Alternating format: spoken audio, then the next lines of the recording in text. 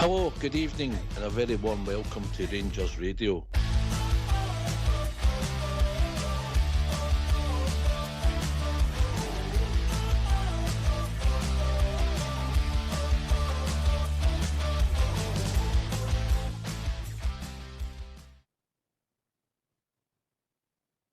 Good evening, welcome to Rangers Radio.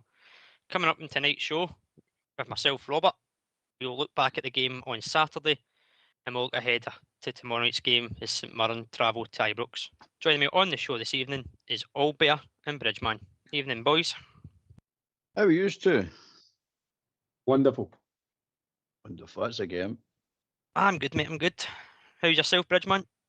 Oh, brilliant. Good to be on tonight with Allbear and yourself.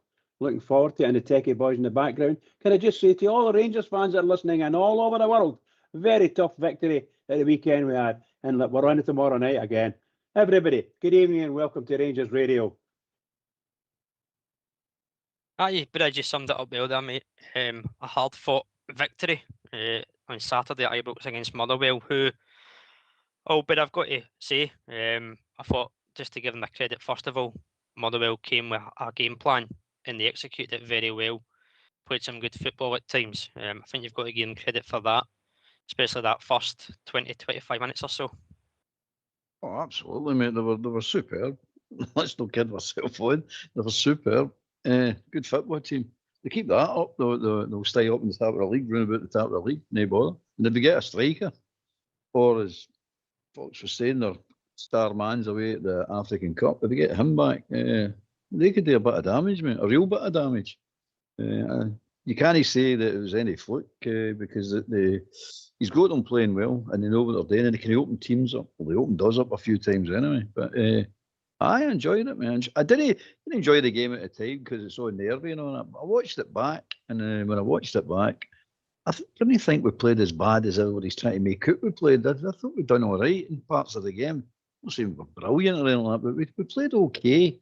You got to expect teams to have chances against you. Big Buckland, from last week to this week, different keeper. No, I mean, he played well in Saturday, really well. So you got to give him credit for that, mate. He played well. So, my man of the match, him or Barn, toss up between two of them, mate. So, I don't know.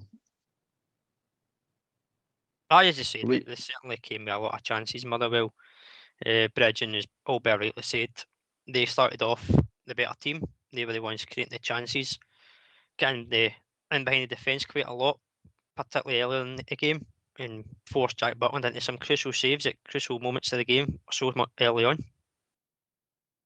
Yeah, they were playing a very high line, you know, and they were drawing our midfield out and then cutting them up, and you know they played very, very well against us. I thought Jack Butland did a couple of nice saves. Maybe 4 or 5 really good saves throughout the whole game, but certainly in the first 15 minutes, I thought Motherwell played very, very well against us. When we got the ball, we could hold possession rather, when we got it. But it looked as if after 2 or 3 passes, we lost the ball quite easily, and that's because they were playing a high line, and they were ramming into us, you know. And you see the difference with players just running straight into you. I don't mean kicking you, I just mean running straight into you on the body, you know. And you only get 1 or 2 free kicks for any of that. Nearly all of that's just a coming together. That's what they call it. And it's not coming together. It's dirty fouling, bad play, bad sportsmanship, that kind of thing. But they do it. And so I'm afraid we fell into their trap, if you could call it that. But really and truly, I was absolutely a brilliant goal. We got a brilliant goal. I thought I was very happy, very, very happy. I thought we were very unlucky with the first one. They get knocked off. But there you go. VAR is VAR. I will come on to that, mate, because there's a few decisions which I'm sure we'll debate and have our opinions on. We'll get to that one in particular. But Albert, as we said, Motherwell did start creating the chances early on. We seemed to sit off them, allow them to dictate the tempo of the game, allowing their centre-backs to stroll out with the ball. There was no real press from us to start with. But as the game kind of grew on, the press started to come, they were making a wee bit nervy passes at the back, forcing the ball to go long, out of play. Whether that was a tactical change to see how they approached the game initially. From there, we started to grow into it and started to get down the lines, get some balls in the box, and start to kind of put an emphasis on the game. That's a good thing about the manager. I mean, he sees things are not working. He will tweak it. He'll not stand there and watch it for an hour and a half and go, oh, I didn't know, we didn't play well. When you see we didn't play well, why you do something about it? You hear managers saying it all the time. But he does something about it. And you're right, after the first 20, 25 minutes, he changed it. And it worked.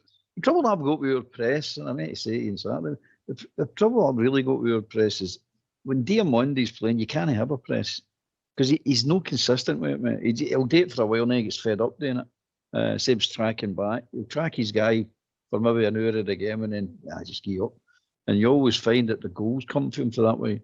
So our press is all over the place.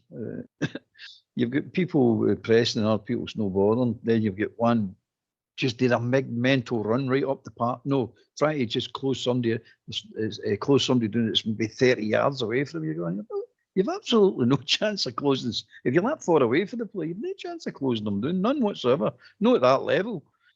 So our press, I don't think we've got a press, mate, to be honest with you. I think our press is just all over the shop. I don't think we've got enough legs in the team to do the kind of press that Rowe wants to do. He wants a high intensity press, and there's not enough stamina or legs in the team to do it, mate. That's my opinion on that. No, you're right, mate, because when you press as a unit. If you've got one guy doing it, then it's just a guy doing it himself. It just vacates space, which Motherwell were using very well. I don't know if you picked up on it, Bridge, but Asgard was coming inside the pitch quite a lot to do the press initially, which created an overload on our right side. And Motherwell were trying to get down their left, kind of leaving Tavernier 2-on-1 at times. But the team adjusted well. But again, it was just that press that when it allows one person to go, you're not going as a unit. That's when you can start breaking the lines too easily. Yeah, it's. I mean, a lot of our players didn't really know where they were on the pitch, to be honest, at times. By the look of it, but when if you don't know where you are and who's next to you and so on and so forth, if the ball comes near you, you're either going to bluter it and put it away somewhere, but you might not know who's near you. So if you don't know who's near you, that team took the ball off us so many times, particularly Asgard when he first came on. It was really difficult for the guy. He hadn't picked up the pace of the game. He got caught out 2 or 3 times. The ball was taken out from a really good tackle, not from behind, but just from the side, you know. So we need to get that sorted out in our team, you know. Watch what we're doing. Be sure and be aware. Or somebody else shout, you know, get a guy to shout that there's somebody on you, something like that. But I don't know whether we do that yet at that level, our players. I don't know if we can communicate with each other like that. But I know when I was playing football, that's what you had today. Everybody knew everybody, and everybody knew what was happening around about them. Things like that, you know. But I think, like Asgard, I thought Asgard was a very good near the end of the game. I thought he was tremendous. He started to hold the ball, started to do things. But when we did break, particularly in the last maybe 10, 15 minutes, when we got the ball, we ran right through them, which was great. So we had three midfielders and a forward up, all the way. They're running all the way with the ball, and then we do all these stupid things and lose the ball or try to shoot and we don't, and everything's just get blocked up and all that. And sitters getting missed non-stop. So I do think some of our players they need a bit more coaching as to when they do press. I think Albert's got a good point. I'm not saying we've got no press at all, but he's got a really good point. If you're training to do a high press or at any time convert to a high press, you've got to have bodies and legs.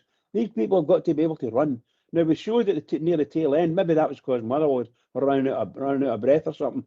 But really and truly, we're up there and we're pressed high and everybody's done their job, and all of a sudden the forwards can't put the ball on it. Somebody makes a mistake, whatever. Shocking, absolutely shocking. Maybe 4 mistakes in the last 10 minutes that should have been goals. I was certainly had enough chances to extend that lead and make it a bit more comfortable, especially near the end. But just to draw out the first half, Albert, as I said, we started to create some chances. Barron had a good strike from the edge of the box, saved well from the keeper. A bit of a stramash from the kind of the near post of the goalkeeper. Osama has a shot, keeper makes a save, and then he tries to play it back across into somebody that's waiting there. And unfortunately, it's cleared by Motherwell.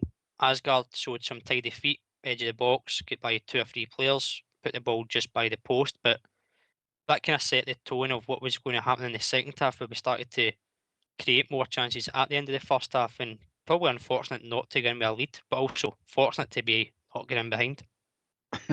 One of the games, it's both teams had chances. Both teams had chances, especially Motherwell in the first 25 minutes, 30 minutes. They had two. They should have scored two. If it was Rangers had they chance, I'd be expecting Rangers to score late too. But you're right. Both teams could have had a lead at the half time, and there was a few. Asgard's a funny player. He's not playing well. That's a fact. He's not playing well. But he's. I thought he'd done a couple of nice things in against Motherwell, but he's just not doing it enough. He's just doing it enough. He caught a volley and later on, it's the second half, but he caught a volley. I'm telling you, it was travelling. It was really travelling. And I'm saying, if that gets by that player, I don't think it was a save with the keeper. I think it was hanging at one of the Motherwell players, but it was travelling. So you're saying, you see the skill the guy's got. It's just putting it all together and a bit of consistency. But the one with Magoma, no, he smashed one across the box as well. I think I'm just went out for a by kick, but that was it. I thought the wee man was going to score a wonder goal later on in the game, but it did not to be. So it was a weird half. Put it that way. They were dominating so much in the first half, and then we sort of took over. Chances both ends. It was. As Fox said, if you're a neutral, it was an entertaining game to watch. From a neutral's point of view, but from your point of view, it wasn't. You're sitting going, "Good grief, what he's doing." Some of these forward players are just bad, just shocking. Some of them, they can't do the basics right. But I'm jumping all over the place because it's one of the games that the things are just keeping popping into your head. Don't know this bit, but it's out of sequence, so I'll not say it. I'll wait till we go into the second half. No, you're right, mate. We're going to touch on the second half just now anyway. So, obviously, you said, Bridge, we get a goal early on in the second half, comes from Raskin, but it's disallowed for an offside infringement with the keeper by Chermiti. Again, obviously, watching it back, I'll be honest, it's probably the right decision. He is, for some reason, unknown to me, he's in that position that he shouldn't need to be. I suppose that just sums up Chermiti, but what was your thoughts on it, Bridge, when you seen it again? Did you think it was legitimate? I thought it was a Did you have goal. to wait I thought it until was a goal. the replays were there? I don't think the Chermiti did anything really wrong.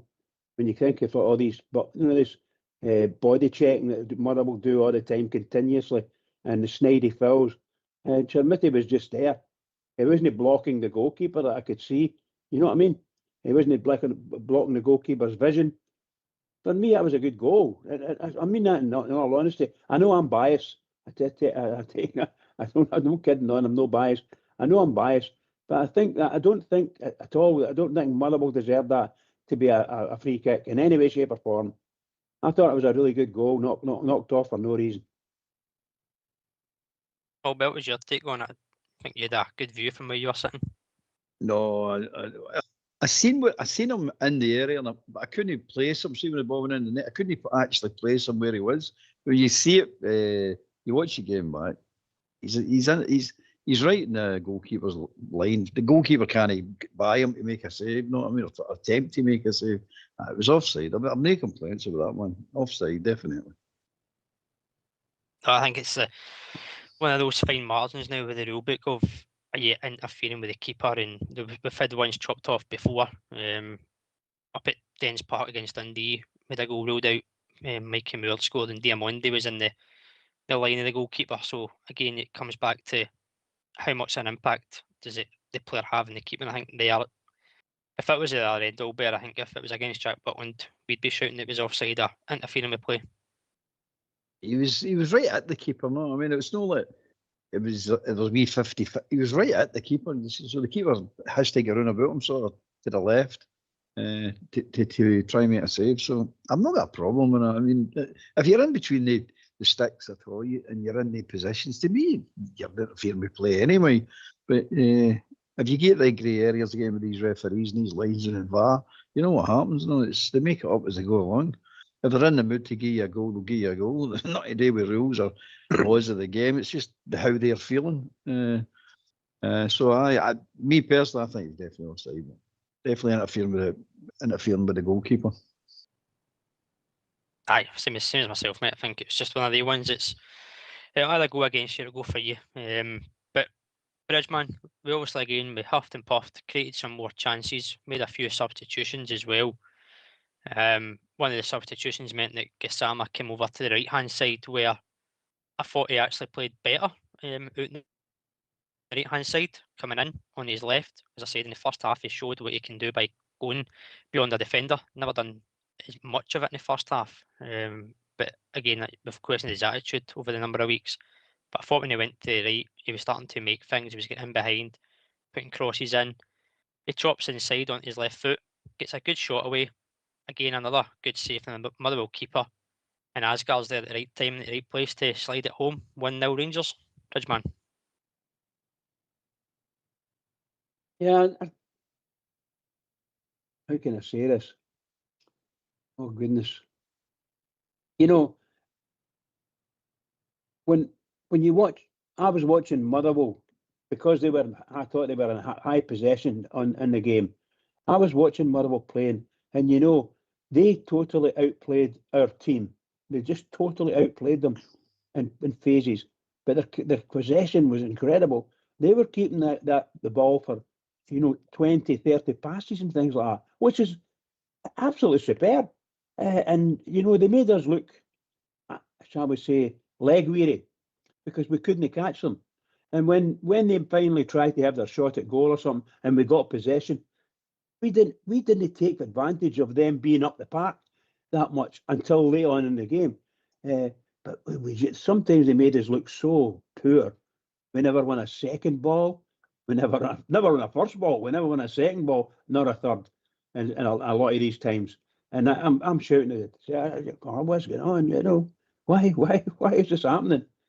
And I have to say, can I just say, for the second week running, I must say that I thought Tavernier was absolutely dreadful at times, just dreadful.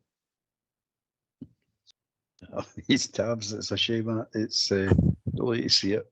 The goal that you're talking about there, Robert. It's how many times have we seen this? I mean, you see that goal, we scored the goal, and I don't know about you, but I was sitting waiting on, what are they chopping this one off for? You're just waiting for it to be chopped up for whatever reason, but you don't celebrate goals the way you used to celebrate goals.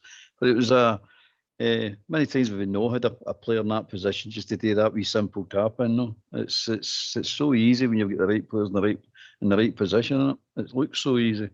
Then we went on to do some crazy things in front of goal.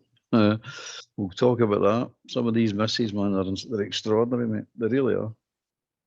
Oh yeah, no, you're not wrong, mate. But for me, just on that, the goal itself, as I said, Gassama, when he was playing on the left, which is his more comfortable position, let's say, watching it back, you see how many times he tries to come back onto his right foot, but then when he's on the right, he seems to have confidence to come in and have a shot with his left.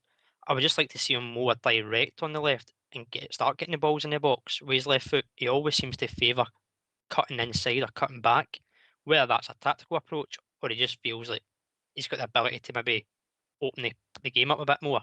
But I think when you see what he can do with his left foot, like a shot like that, he might not score it, but you're creating another chance for somebody else, as you say, in the right place at the right time. I thought he'd done a bad game, Gassama. I thought it was okay. It's a typical winger, Robert. You never know what you're going to get. We've had weeks of draw from, and all of a sudden he looks in Saturday. Oh, he's interested today. But you're right about the wings. I mean, he went out with the right wing and he laced that fullback 2 or 3 times. He just blasted right by him, and he's not been doing that for a while. And he cut back. He just blasted right round the outside of him. And he created a couple of chances as well. So you're looking at saying, right, he's he's a winger. Wingers, you never ever know what you're going to get off a winger. They can be absolutely brilliant, get you out your seat, and then they drive you to frustration. Or you don't think they're interested, and go, no interested. And that's what we've been getting for weeks after the wee man. When the beginning of the season he was on fire, we're all like, oh, what a player, what a great player, man. And then all of a sudden it goes completely 180 because he just looked if he didn't even want to be here. But then again, what do you do? But he did look all right in the right. I think Rowe likes him on the right more than he likes him on the left. You know, when we're talking about Gazzama, I still don't. I don't understand why he was taken from the left, put on the right. He does well. Gazzama plays very well, good down the left, and we need to give him the ball a lot more. Excuse me.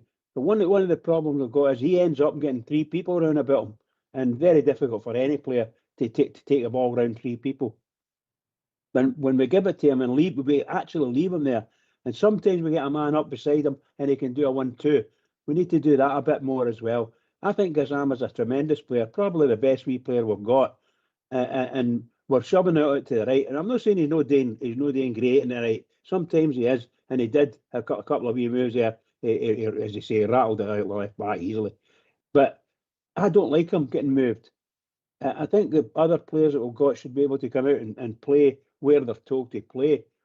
You know, because I don't know. Gassama's playing out in the left, and we move him to the right, and he's still playing quite well. But the guy that takes his place isn't doing so well, in my opinion. So we need to get that sorted out. Other than that, I do like Gassama, and I'd have him on my team every day of the week, and he'd be playing wide left. I think as a winger, you've got the versatility to play both sides.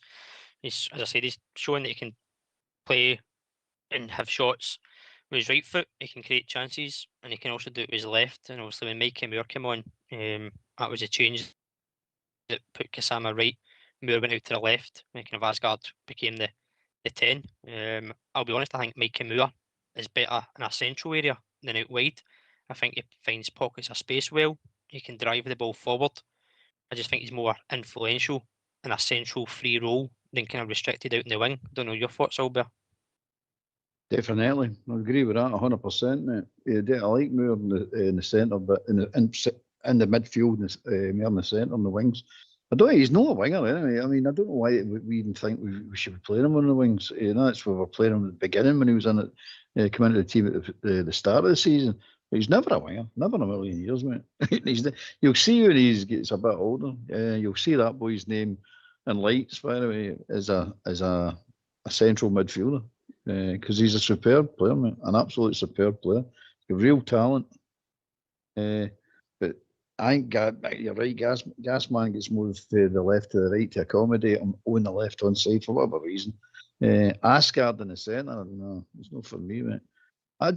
He's not, the trouble with Asgard, he's not got the driving power that Moore's got. Moore just drives with the ball, goes straight towards the defenders, whereas you're getting Asgard wants to go in circles and turn back, and too many back passes for me. For my liking, for an attacking player, he's got too many back passes in his game.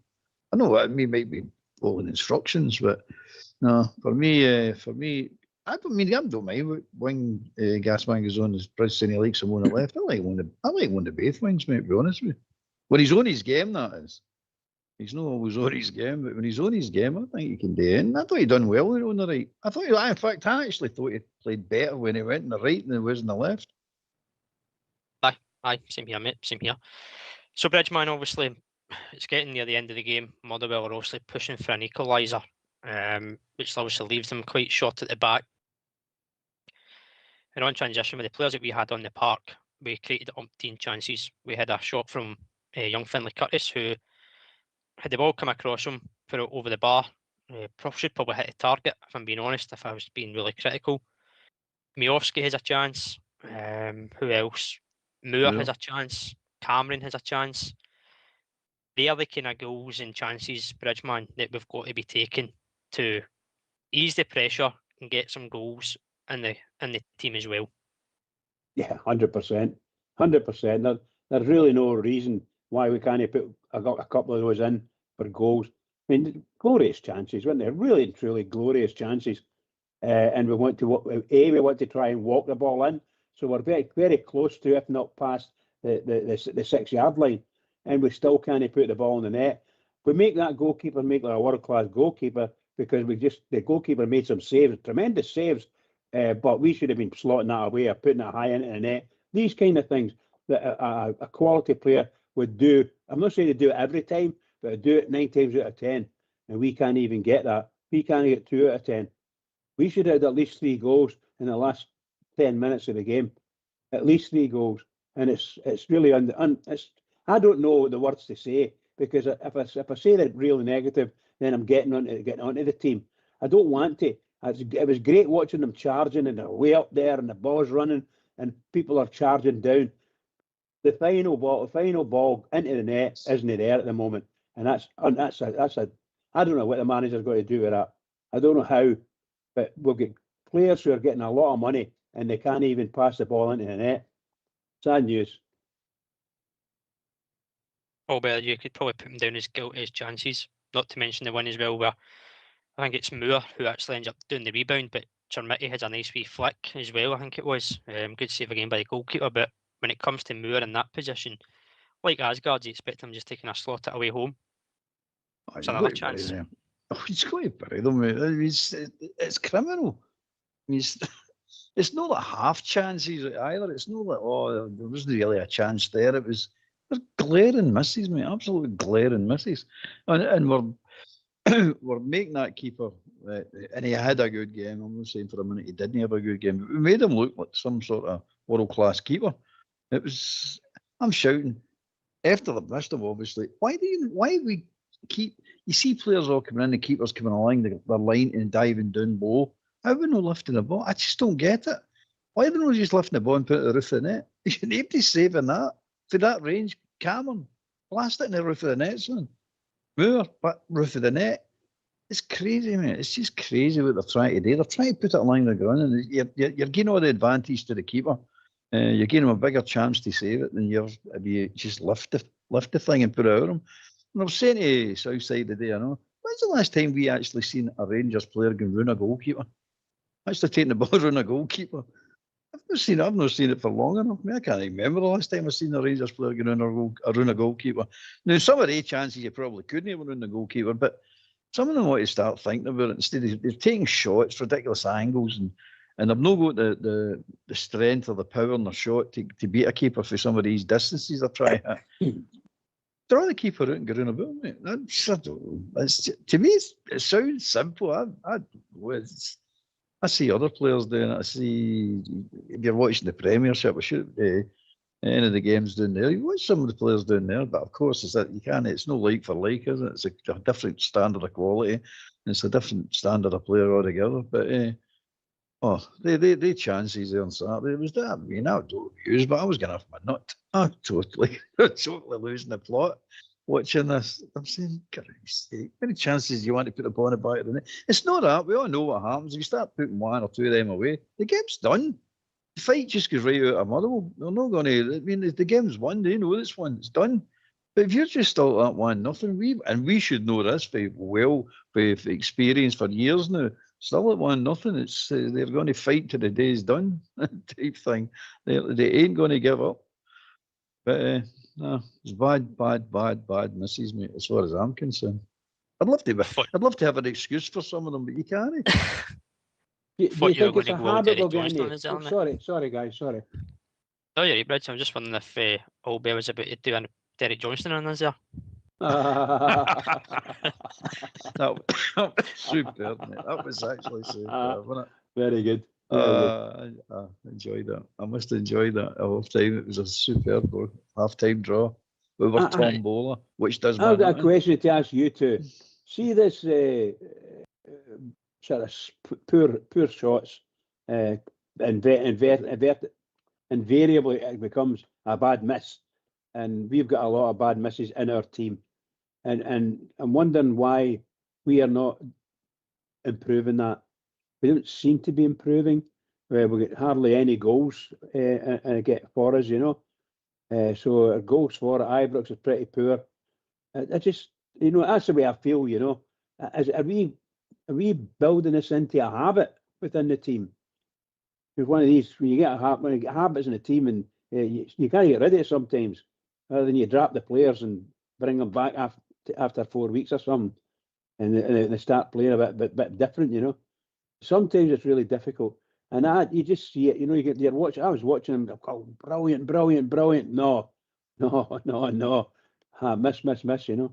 Anyway, I just wanted to ask that question. If you look at it as well, it's not just one player. They're all at it. Correct. It's not just like it's Chermiti or it's Miofsky or it's the whole forward line and even the midfielders. I mean, our midfielders are dreadful at shooting, dreadful. But our forwards are, none of them are doing it. Yeah, we're not that far behind when it comes to the goals. I don't think we're 7 behind the nonce across the road. I think we're about 10 or 12 maybe, like with Hearts. So we're not miles away from it. But we're not scoring, mate. We're saying all season we're not creating chances. Saturday you created chances, all because they were chasing the game, but it doesn't matter. They're still creating chances, but no taking them now.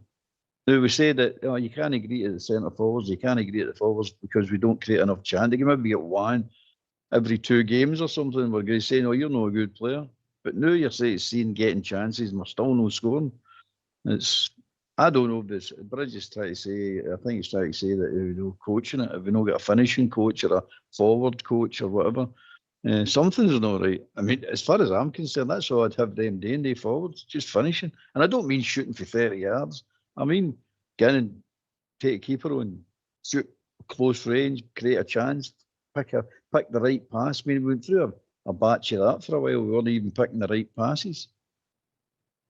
Is it lack of quality? I don't know what it is, mate. Is it just we're not informed, or is it just lack of quality? Might be a bit of both. For me, it's a combination of everything.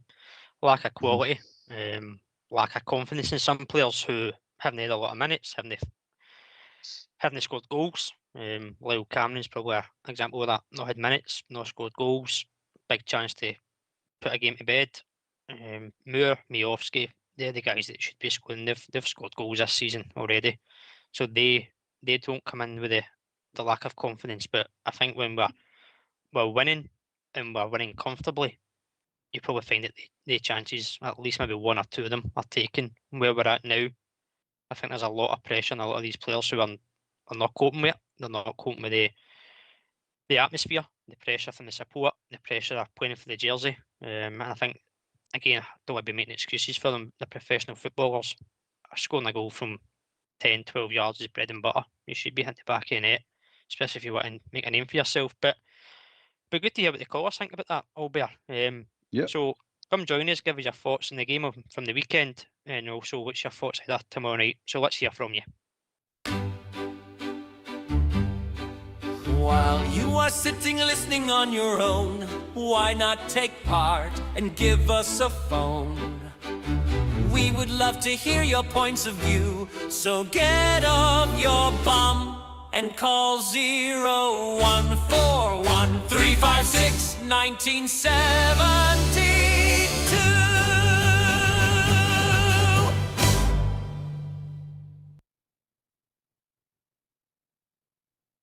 I'm still not used to that one yet. I'm still getting used I to that think it's one. brilliant. I think it's absolutely brilliant. So hi, 0141 356 1972. Come join us. This is the last 2-hour show of 2025. We'll obviously be on tomorrow night for the game. So come give us your thoughts on anything at all, Rangers. Bridgeman, got a really important question for you. And I know this is a subject that you love to speak about. You can't talk about poor performances without mentioning David Dickinson. That's shocking, wasn't it? At times, really poor, really poor. In fact, there was a couple of times I thought that we had committed a foul, excuse me, in a tackle. And I'm saying, if that was me, I'd expect our player to get a foul for that. Some of the things that we did wasn't that good, particularly Diamondi and Ashgard, that one out in the wing when he pulled the ball, he booted the guy, as simple as that. For me, that was a red card. I'd have sent him off. That's for me. I wouldn't send him off because he's a Rangers player, so let's put it that way. But he was in my team. I would have thought I should have been sending off, and we were very lucky. That's the way I look at it. We're just poor. We're just If you poor. take the first half in particular, Albert, you could count on your hand how many professional or tactical fouls Motherwell did, with no word from the referee, never mind a yellow card. One that stands out for me, Diamonde gets pulled back by the neck down to the floor, plays the advantage, we get the shot away, which is fine, but fortunately we don't score from it, but he doesn't even go back to have a word or produce a yellow card, which in my opinion it should have been. I mean, I was under the impression, wrongly of course, but I was under the impression that all professional fouls were automatic yellow card, if not a red. It was a second booking. But it doesn't seem to be that way anymore. I mean, I actually don't know what's a foul anymore. I don't. It's just, I really don't. You're watching people getting tripped up and that's not a foul. You're watching people getting played off the ball. No, you can go to the ball and people are wrestling with them. You're going, no obstruction, no, nothing. I don't know. I'm serious when I say it. I don't know what a foul is now. It just seems to be, again, whatever way they're feeling, these referees, whatever way they're feeling, these linesmen as well, whatever way they're feeling, that's the way it's going to go. I feel it's a foul today. I'm not going to get tomorrow, but I'm not getting it in the second half. I'll get the first half, I'm not going to get it in the second half.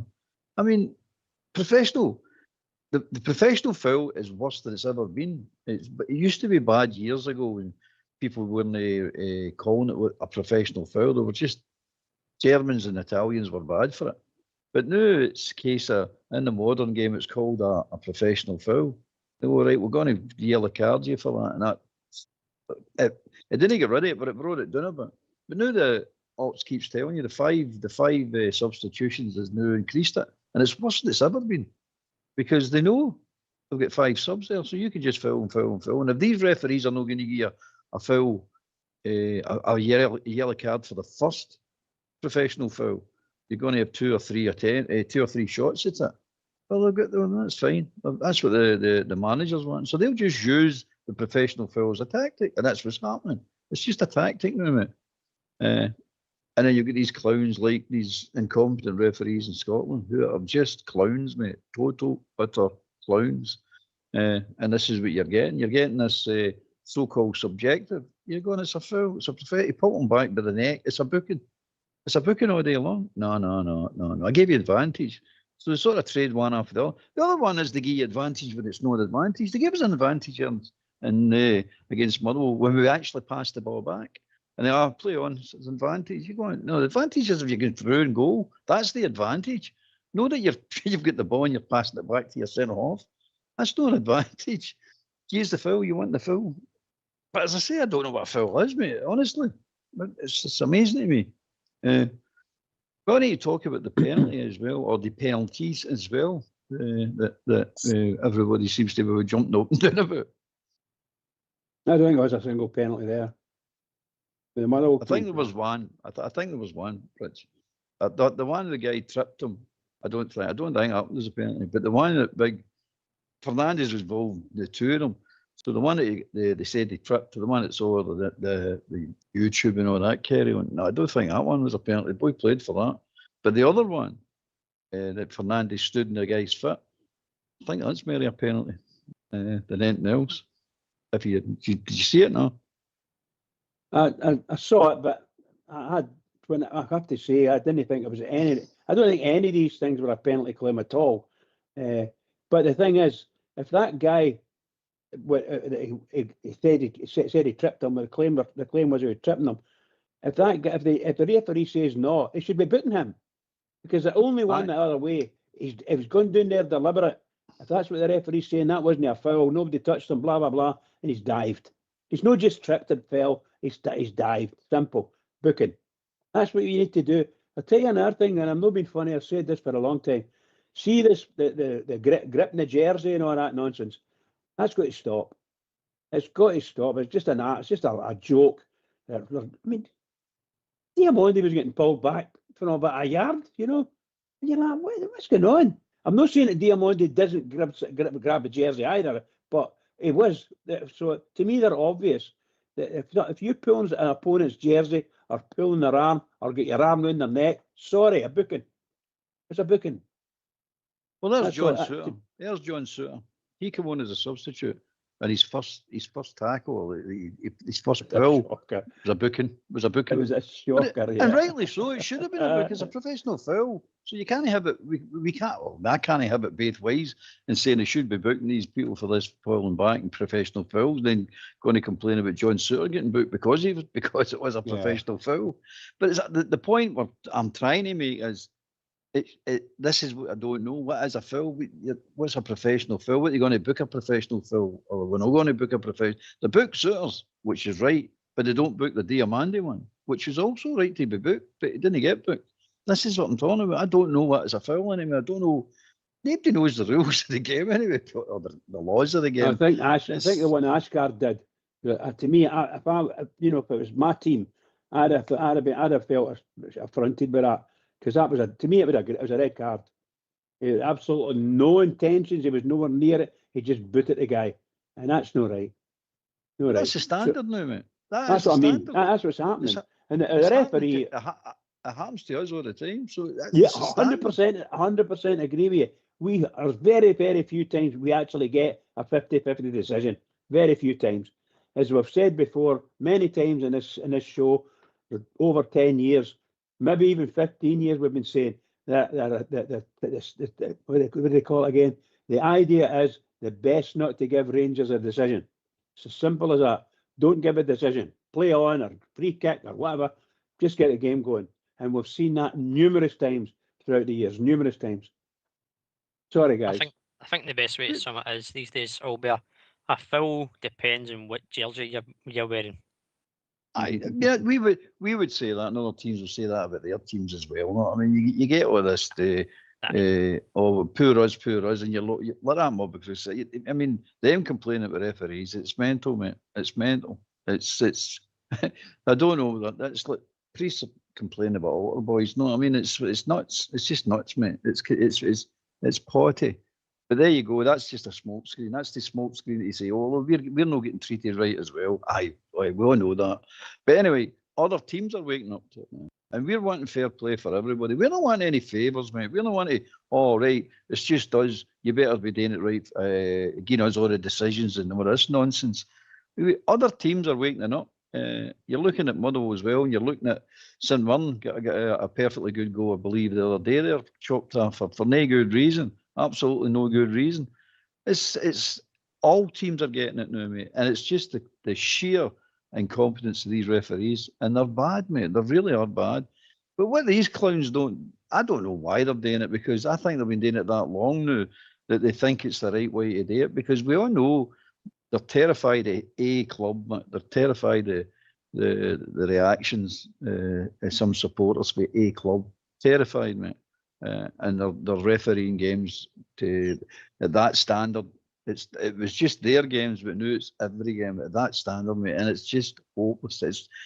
They don't get invited to any big tournaments anymore. They don't get any. They don't go to World Cups or European Championships anymore, mate. Quite rightly so. Their standard didn't deserve it. But they just want to be a standard referee. Just be fair-minded about it. But the professional fouls need to get cut out, mate. They need to cut this out. It's a tactic now, and it's a big part of the game now. Oh, take one for the team and all this, carry on, you're getting it.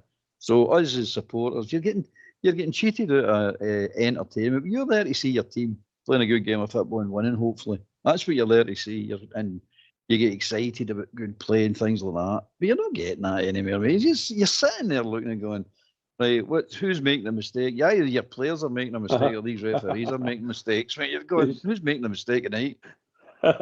Take a bet on it. Aye, it's bad, isn't it, mate?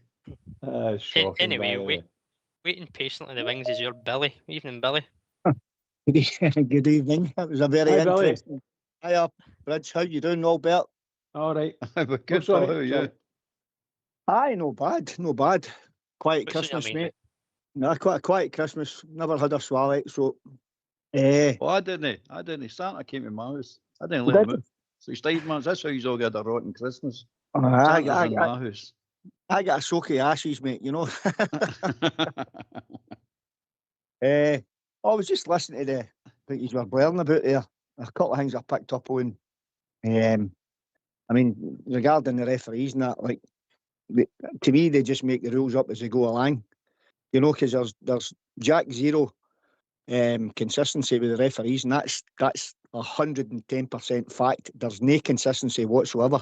And if you put all the referees, all the Grade 1 officials together, and let them referee the game for 10 minutes together, one game, and took them off as a sub and brought another one on, they still wouldn't get it right. You know what I mean? And that's the VAR included. But a couple of other things I'd like to say to you as well. I want to ask Bridge one, because I know Bridge was a centre half, right?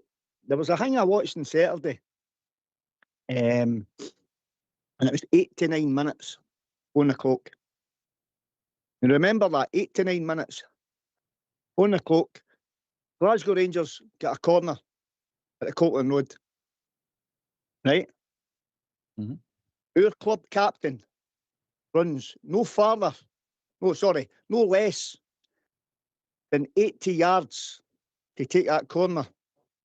He takes the corner, the ball comes into the box, we don't win the first ball or the second ball, then we're under pressure. He then has to run 80 yards back to try and get into position with the legs that we all know he's no got.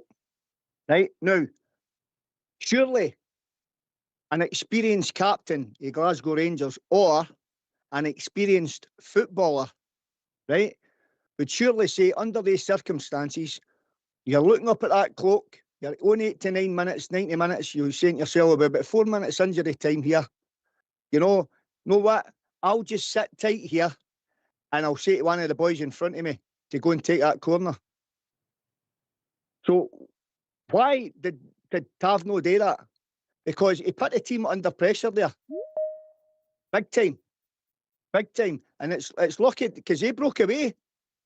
You know?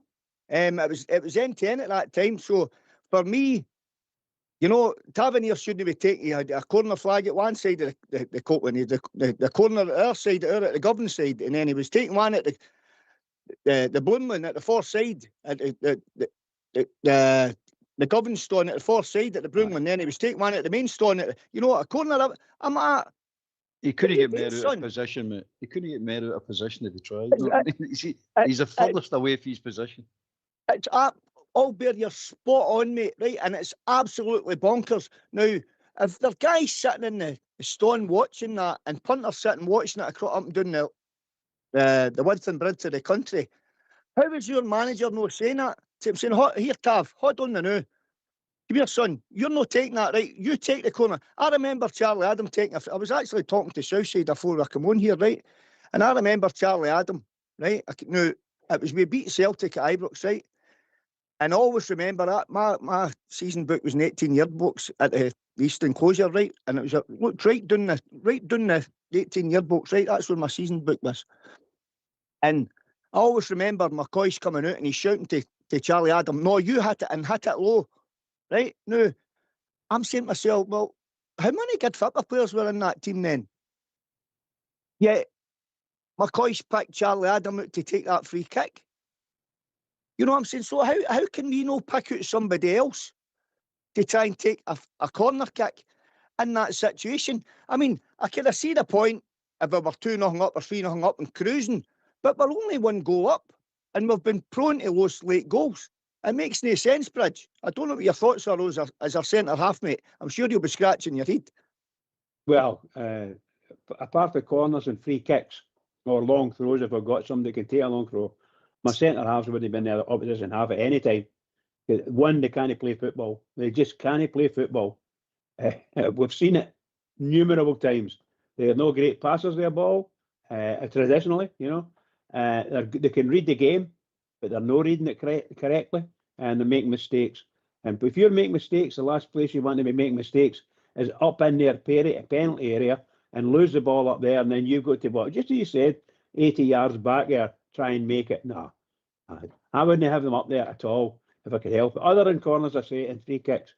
But you watch our centre half gets the ball. Sometimes they're the only people that have got the ball because everybody keeps passing it to them. They can't go forward. They can't do nothing. They give it back to the centre half. And I don't think they're the best centre halves in the world, but we know that. but they're good. And if you can get it onto a decent midfielder, and that's what we've got. We've not got a decent midfielder that'll come back, speak to the centre half, and take the ball and then turn with it and run. Just do what you've got to do. Get in there and start. We did it in the second half. There's no doubt about that. When the ball come out, we can charge, and we've proved that. But we're never ready. And we see if you've got a centre half and the ball comes over the top, and we're in their half, and the ball comes over the top, we're floored. None of us have got any pace. None of them pace in their team.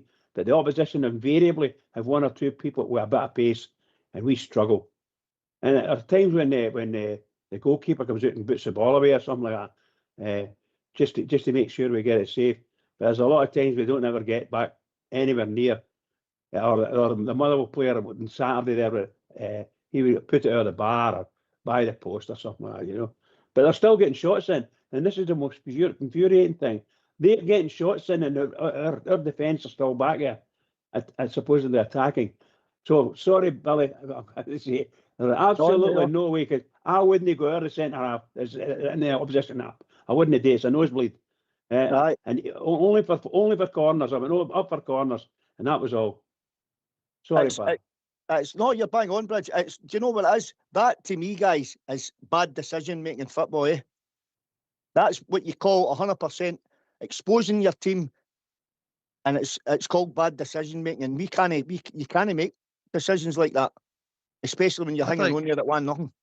I think it's stupidity on the team, mate, and the team's behalf. I don't think the manager's telling them we do that. I think they're just doing it after their own back. As I say, we've got this coach, this dead ball coach now, and I've been watching as everybody else. Nothing's changed. Nothing's changed. Tavernier's taking the corners. In fact, he was out on the track on Saturday. They're screaming at Tavernier and saying, "You stay there and let Magoma take that corner kick." Right. So I think it's Tav themselves just took on. He said, "I'm doing it. This is what I do. I take the free kicks. I do that." And he done it in the Hibs game as well. And he's running up to take the corner kick, and I'm screaming it on the part. "You stay where you are. You stay where you are." Not right away up to the same corner kick. And again, they broke that night as well. It's madness. It's the players, mate. It's the players. But after the game, the manager should be saying them, right, enough of this nonsense. He's getting them their own rope, mate. I think that's what he's doing. He's not wanting to fall out with any of them because he's in a difficult situation. So he's trying to say, "I'll give you his responsibility. It's your responsibility. You call it the way you see it on the park." And I think that's what he's doing. But the decision making for a lot of things, passing when we're attacking, corner kicks, things like that, it's bad. It's beyond stupid, mate. One of the stupidest players we've got is Diamandi as well. I mean, that boy's just nuts. By the way, that boy's one step away from a straitjacket in my eyes. He does some crazy, stupid things, mate. And you'll say, "What are you doing? What is it you're trying to do?" I don't understand it. Tav going up, taking corner kicks when you're 1-0 up, 1 couple of minutes to go in a game, an important game, when you're win a league game, a 3-point, he's away up the park for no good reason. And inevitably, he gives the ball away. It's not like, he'll go up there, we might get the second goal, might kill this game off. We know most of the times he gives the ball away. It's nuts, mate. It's just nuts. It doesn't make any sense to anybody. You're making me cry. See, for me, Billy, Make me cry. So for me, Billy, for the Tavernier thing, taking all the set pieces and stuff, as Albert says, I think it's Tavernier trying to pull rank, wee bit of player power, because this isn't a new thing. This has happened for Tav's career with us under numerous managers. He's always a set piece taker, and as Albert says, you've got a coach now who's specialised in set pieces. You've still got Tav who can't beat the first man. As you said, he's running from right full back to left side, out of position. So what is Danny Rule, the set piece coach? What has changed? There's nothing. There's absolutely nothing, but it's not a new thing because Tav's done it for what? Best part of 10 years? Is it too comfortable? But it could be, mate. Could be. It could be too comfortable. Maybe that's what it is. Or maybe he's just no, listen, it's me. I'll be taking the corners and that's it. I'm not listening to what the manager says. You know? And if I whip a great ball in, I get a goal for it, then it'll be the look at me. You know what I mean? The big golf swing and all that. You know, it's not about Tavernier. It's about the Rangers team, right? It's about experience in that position. He's a club captain. He should know when to go and take a corner, go and take a free kick, and when no to go and take a corner, and when no go to take a free kick, especially in situations like we were, on 8 to 9 minutes, it makes absolutely no sense. Running 80 yards to take a corner, losing the ball, and then he's got to run another 80 yards back the way. That's 160 yards he's ran. 160 yards. Where he could have just give one of the forward players a shout, right, here, Connor Barner, right, Gassama, you take that corner. That's it, the job's done. And then if the day break away quickly, he's in position to cover their break. You know what I mean? That's how you do that corner. That's what you call experience. That's what you call boxing clever in these situations. And for that reason, James Tavernier has no got it there, big time. And I defy anybody to say any different. And before you, all the Tav lovers out there, they're all saying, oh, they're Billy Owen bashing Tav. I'm not bashing Tavernier because he's been a brilliant. He's been brilliant for Rangers Football Club, right? But what I'll say is you know, worthy of constructive criticism, because he is, and he made a howler of that on Sunday, and it could have cost us a game. Another point as well, just when I was going to be roll there, all bear. I think the strikers have regressed, mate, big time. I touched on it a couple of weeks ago, when you look back to Morelos, and you know, when you go back to Cholax, etc., big Dessers and that, you know, and then you look what we've got now. But it was my wee brother that mentioned this to me, and this is quite scary, by the way. Wait here, listen. See, at this time last year, see the goals that we scored this time last year. See, we would have scored these goals now. We are sitting 8 points in front of Hearts. There you go. All right. Definitely, mate. Definitely. That's where we're. It's bonkers, Albert. That's where we are, mate. We're sitting. If we had replaced the goals up until this point in the season, we're sitting 8 points in front of Hearts. Make that make sense, eh? We think we're getting progression with buying these players or bringing these players in, but we all know now it was no strength in any part of the team, we really honestly. We weakened the whole team. But let's hope they sort it out. Let's hope. I mean, the forwards at the moment we've got in our goal scoring, it's pretty poor, mate. It's pretty poor. It's no good. It's just, I'm saying, is it our form or is it just bad quality or a combination of both? I think it's just, I don't think some of them are good enough, to be honest with you, mate. Miovski, I'm amazed with, mate. I thought he was a lot better player than he actually shown. I really did. I thought he was going to be an excellent player, but he's no. He's one string. He's ball, mate. He's a penalty box player, and that's it. You cannot play anywhere but the penalty box, and you need to feed him in there to get any effect to him. To get him in a game, you need to feed him the ball in the area, and you don't do it outside. But he's yet again another guy that seems to want to wander outside the box when you don't want him outside the box. You want him inside the box. It's crazy. We took Big Chermiti off, and then we started launching high boys. You're going, wait a minute, you've got a big monster here, centre forward up there, and you'll no give him high boys. Now he's off the park, you want to fire higher boys at Miovski. He can't win the ball here at the best of times. But anyway, it seems to be back to front. But we get the victory, mate, and at the end of the day, that's what really mattered, you know what I mean? But if we just say we get the victory, we may as well hang up and not get home. We need to talk about something. So you got to nitpick the game and pick out the good bits and bad bits. But as far as I'm with you, mate, we'll not get any better in the forward line. We'll know. It's just simple. Be Gassman on his game, aye. Be Moore pushing and driving forward, aye. But that's about it, mate. The rest ain't no. It's poor. It's just poor. You wonder as well, Albert, just to jump back in there, mate. You wonder as well, like, you say to yourself, well, where's the Miovski that played with Aberdeen? He played in virtually the same formation for Aberdeen, and he's playing with Rangers 4-2-3-1. You know, now you say to yourself, well, Aberdeen have not got the players Rangers have got. Or wait a minute, you could flip it and say, well, did Aberdeen have better players than what the Rangers have got? And that's how they brought the best out of Miovski. Because as you said there, we brought him to Rangers. All right, he went away to Europe there and it never worked out for him. We brought him back, and I thought it was a great signing for Rangers because of what we'd all seen with him playing for Aberdeen. You know, so you got to look at it that way. Is it? There was better players at Aberdeen playing round about him than he's got with Rangers. You know, because some certainly I missed somewhere. You know, and just another one, Albert, I'd like Asties as well. Hold on after Hot- do you think Rob hot the that- Prophet wants to come All in? right. Hold that thought, Billy. Hold that thought, right? Because believe it or not, mate, it's tune time. Happy days. Get yourself some Happy mute. days. Didn't be putting jingle bells on. Oh.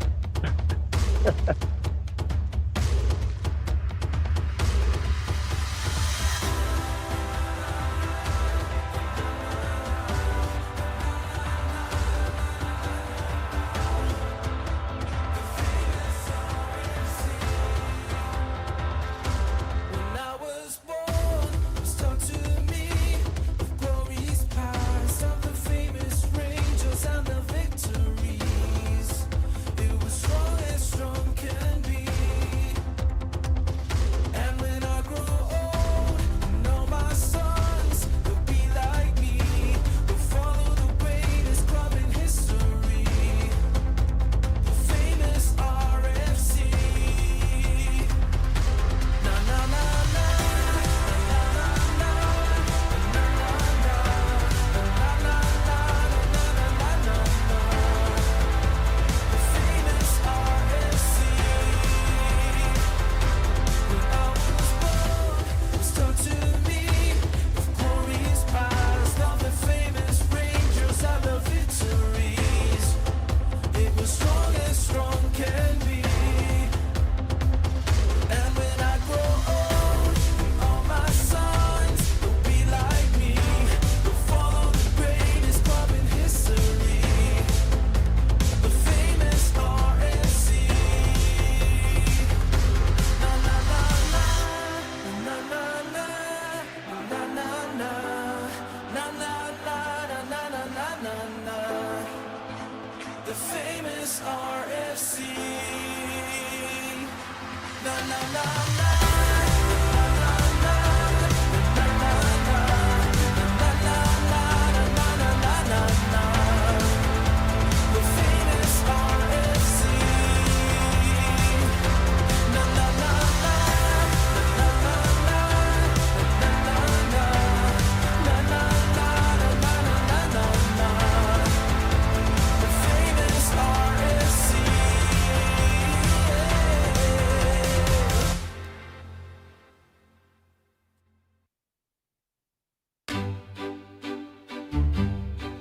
While you are sitting listening on your own, why not take part and give us a phone? We would love to hear your points of view, so get off your bum and call 01413561972.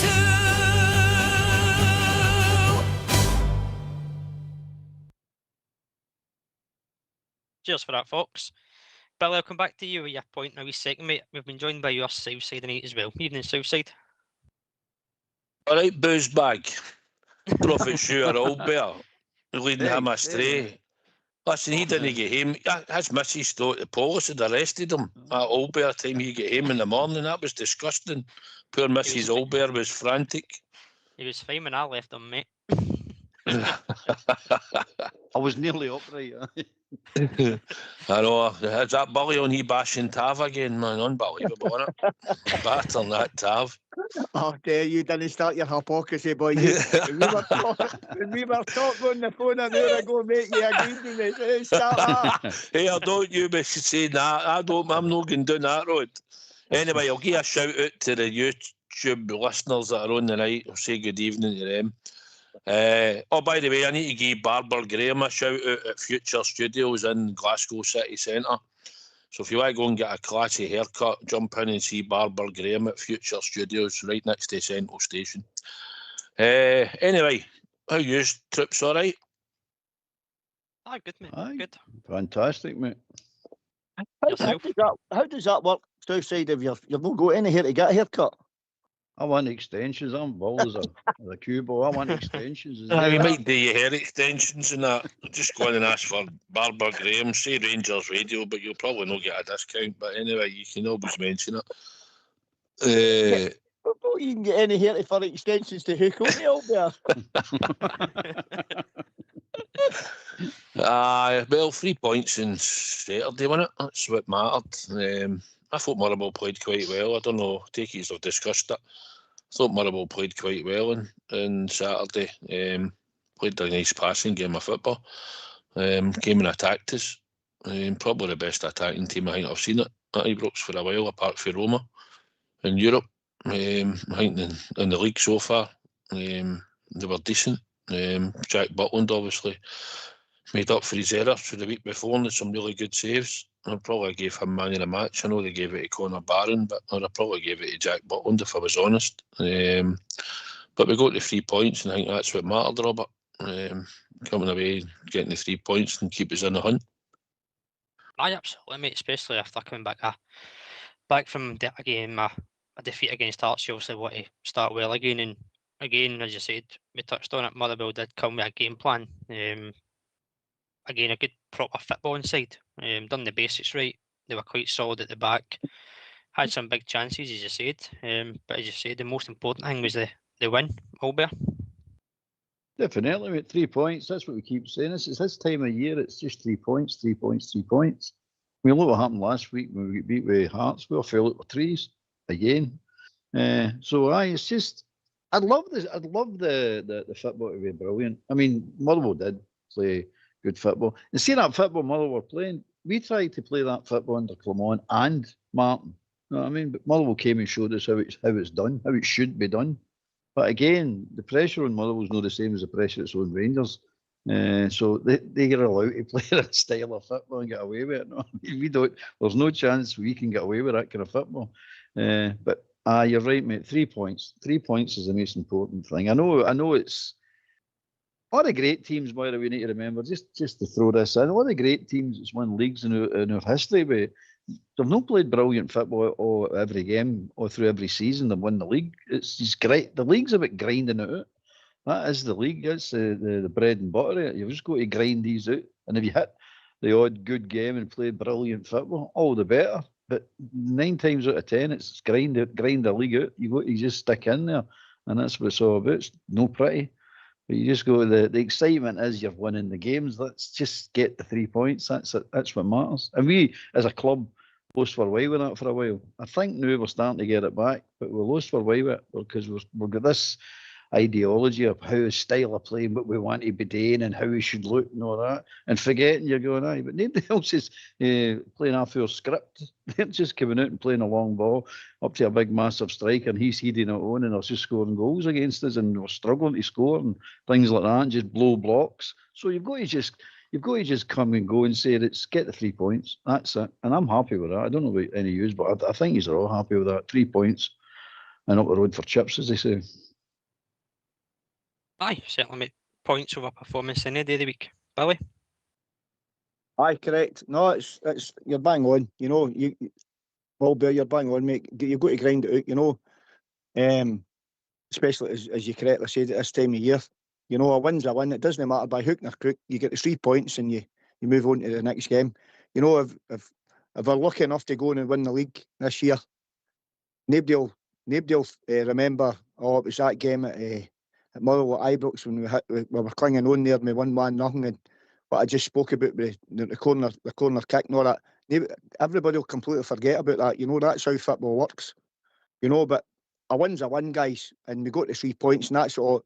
It keeps us on their coattails. That's all we can do, and hopefully we can get another victory tomorrow night. It'll set us up nicely for the weekend against that mob out at I didn't even want to mention their name, that mob out of the city, and you know, nonsense.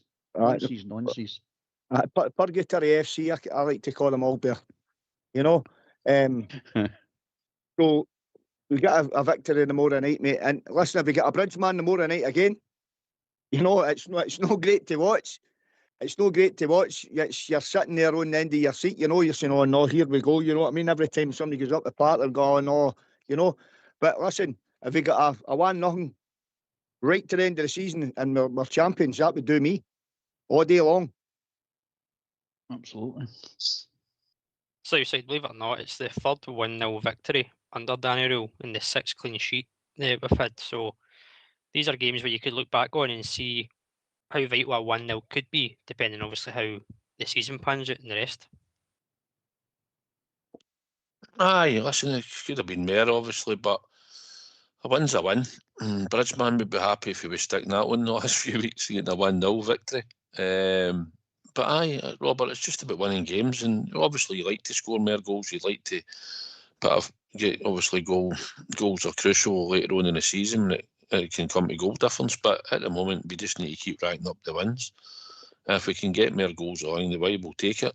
Obviously chance creation was quite high at the weekend there, higher than it has been for a while, but we just failed to finish the chances we had late on in the second half. But it's like anything. We've ground out the 1-0 victories, and that's what matters, mate, isn't it? Aye, exactly, mate. You're right. And Bridgeman, I'm sure you'd have been happy with another Bridgeman, and you'd take that tomorrow night as well against St Mirren. Absolutely. Every game. I would do a Rangers every game 1-0. I say this in all honesty. We get the highest points that we could get. We can't get any more points for a 9-0. But it's a scrape through from a team perspective. We're scraping through. Obviously, I want the team to score as many goals as is possible. You know, a 5-6-0, and the Bears would be, we're going to get steaming drunk that night, blah, blah, blah. And the whole economy would start to bubble up, you know. But for me, 1-0, they do it right. It's not a bad 1-0, but let's get a 1-0, and we were hanging on at the end there, not for the first time, but we were hanging on at the end. But we should have scored a few goals near the end as well, for goodness sake, you know. But 1-0 every time, guys. Every time the Bridgeman's going for a 1-0 for the Rangers. Probably been an interesting game tomorrow night. Obviously, St Mirren started to find a wee bit of form of late. Obviously, they won the cup as well, so they're on a high coming into it. But again, it'll be a physical test for us. We know they're two strikers will probably cause us some problems, but we know what to expect. But it's just about us, attitude and application, and going to get another win on the table, as you said, to put us instead for the weekend. And they've got Motherwell tomorrow night, and based on what I've seen at the weekend, I think Motherwell can get something from there. So if you can close the gap going into the weekend, it's another opportunity. Aye, definitely. I mean, see, when you actually look at the league table, obviously the points wise, but if you want to break it down a wee bit regarding the goals and all that, I mean, it's quite interesting. You've got Hearts sitting conceded 17 goals. You've got Celtic conceded 16 goals, and believe it or not, Rangers 15 goals. So at the top three clubs, you know, we've conceded the least amount of goals in our defence. Best defence in the league right now, mate. Best defence in the league. Currently. You know, you can't argue that. Like you can defensively, you know, there you go. It's 15 goals we've conceded in the league. Regarding the game tomorrow night, listen, we know what's going to happen there. Their tails will be up anyway. They turn to our Celtic in the final. You know, they're a big, strong outfit. They'll be well drilled. They know how to get a result against the Rangers. They know how to play against the Rangers. But we're at Ibrox, and it should be us to go in tomorrow night and go and impose ourselves on them. You know, we should know what they've got to do. Danny Rowe should know what they've got to do. The players should know what kind of individual battle they've got to be in. You know, they've got to hit the big long balls and all that, big diagonal long balls and all that.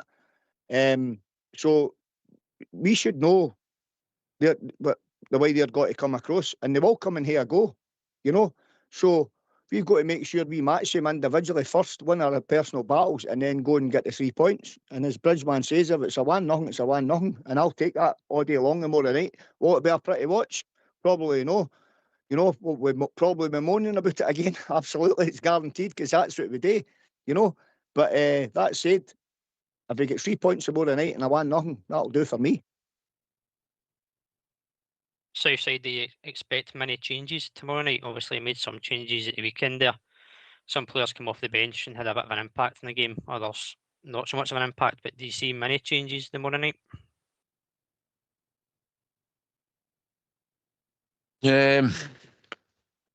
I think maybe bring Mikey Moore back on for the start, possibly. I think he might come in. I think John Suter might start, because I think he's going to play on Saturday.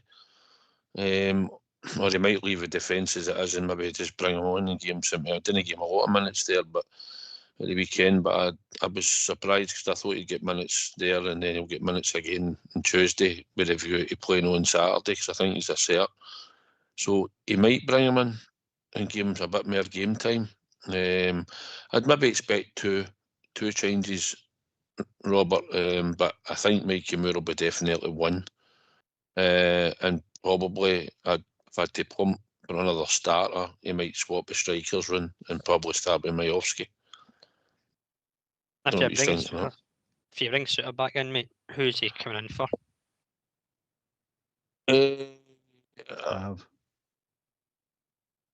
Are you going to go with a back three? I'm going to put Sterling out right back.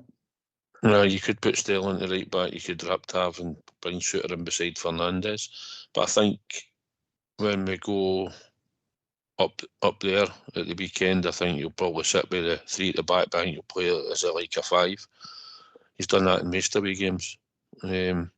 So I think Suter will start against them. And Sterling will probably start, and I think he'll start Fernandez. That might be a 3.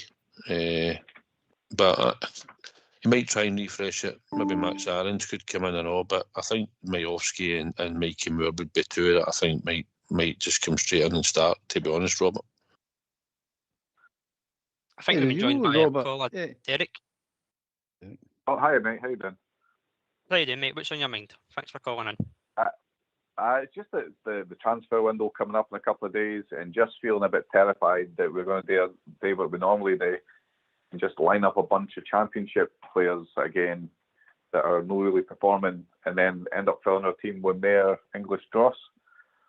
So I'm just wondering, like, what do we expect our team to be if we keep shopping in the championship and then we fill our team and populate all our positions with championship players? We're going to look like a mediocre championship team, which is what we look like. I'm just wondering, like, is there any other markets that they can explore that wouldn't leave us, say, dependent on the English market? Well, I think obviously I'll go first, mate. I'll take it around the boys on the panel. I think obviously it's all speculation at the moment, but the only championship player that I've seen rumoured, where it's a concrete interest or not, is Josh Windass. The rest of the names are all from different leagues. You've got the boy Hetro Dow from Tromsø. One I've heard tonight's James Penrice, former Hearts player, out at AEK Athens. There's a left back at Westerlo. So there seems to be a different approach to this kind of market. Not going down that English road, mate. But I'll take it to the rest of the boys. I'll go to Albert first. Evening, Derek. I hope they don't go to the English market, mate. Because you're right, that's exactly what's going to happen if they do. We're just going to end up with more mediocre players. We need to shop all over. There's no market should be off limits to us, because there is talent all over the world. It's just a case of going and finding them. Because the Premiership keep doing it. They keep bringing this talent. I know they're operating at a different level. But if you look at Hearts recruitment, Motherwell's recruitment, St Mirren's recruitment, they've all recruited players that come up into this league and shine, and they're playing well. So it can be done. The trouble is, I just don't want to spend lots of millions of pounds on bang average players anymore. I don't want to give them the wages either. So if we're never going to improve if we're taking big chances, buying somebody for £4 million, you may as well buy somebody for 400,000. Take the same chance, because if it's a failure, you're not going to ruin the club by doing this and then keep them on big wages. And that's what's happening at the moment. We've got too many bang average players on big wages. So, and we can't get rid of them because that's exactly what they're bang average. Nobody wants them. As we're going to find out, try to get offload some of these players. And look at the fire sales we've had in the past, just trying to get rid of players. 5 players out. Cantwell being one, Golson being another. There's another 3, wasn't it? Around that time for a total of £800,000. And at one time, all these players were worth multiple millions. So we can't keep doing this. We can't. And again, if we go back to that English market, as you say, we're going to end up keeping getting these average players. Because if you've got to remember, see, the Premiership ran a fine tooth comb through this Championship league. and all the players and all the squads. So they cherry pick all the good players out of the championship. So if you can do that, you're going to pick for the draws basically, and that's been proven as you look at some of the players we've brought up here. Exactly. Aye, listen, I agree with you as well. You know, albeit you're bang on, the English Premier League have cherry picked players for years. You know, they've got all they need. That's how they can. I mean, I think last year I think it was Chelsea had something like 40 or 50 players out on loan. You know what I mean? For different levels, come up through the ranks. You know, I mean that's absolutely bonkers, man. You know they can do that. You know, but I've said before to answer the caller's question. You know, Danny Rowe's meant to have all the links in Germany. You know, and I've touched on the calibre of player in Germany. You know, there's got to be cracking German football players here in the Bundesliga playing at a low level, or in the tier below the Bundesliga. You know, there's got to be players in here, and surely with his contacts in Germany, Danny Rowe will know who he could bring to Rangers that will do a job for him. You know, and then listen, you can look round the Dutch market as well. There's always cracking Dutch laddies out there and all, and there's also other laddies for different countries that are playing in the Dutch league.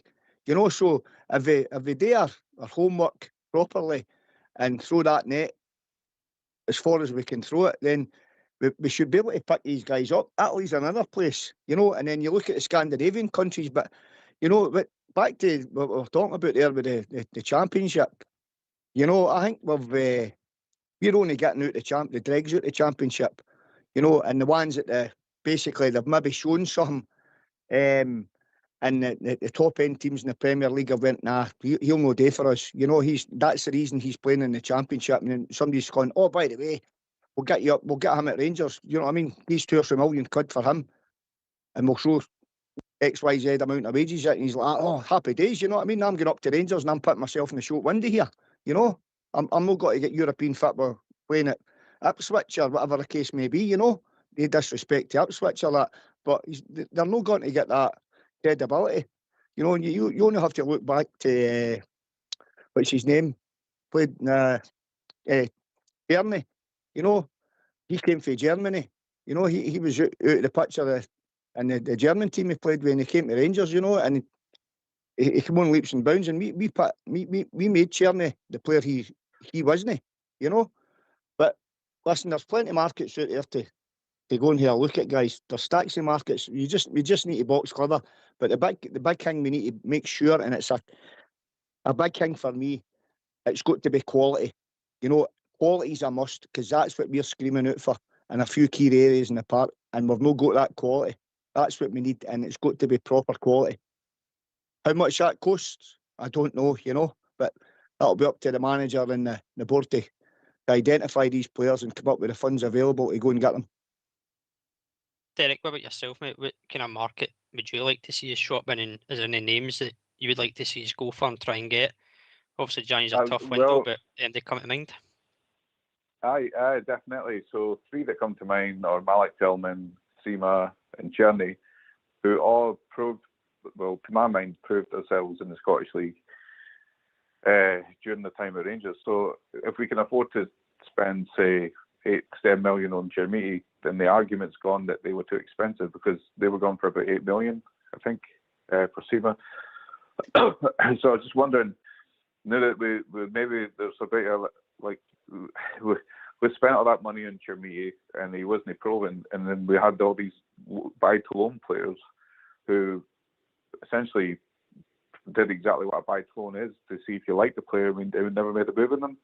Do you think that maybe, like, using that buy to loan loan to buy model again, and seeing if we can get someone like a Malik Tillman or a Sima or a Czerny, and then actually just taking them up on the option?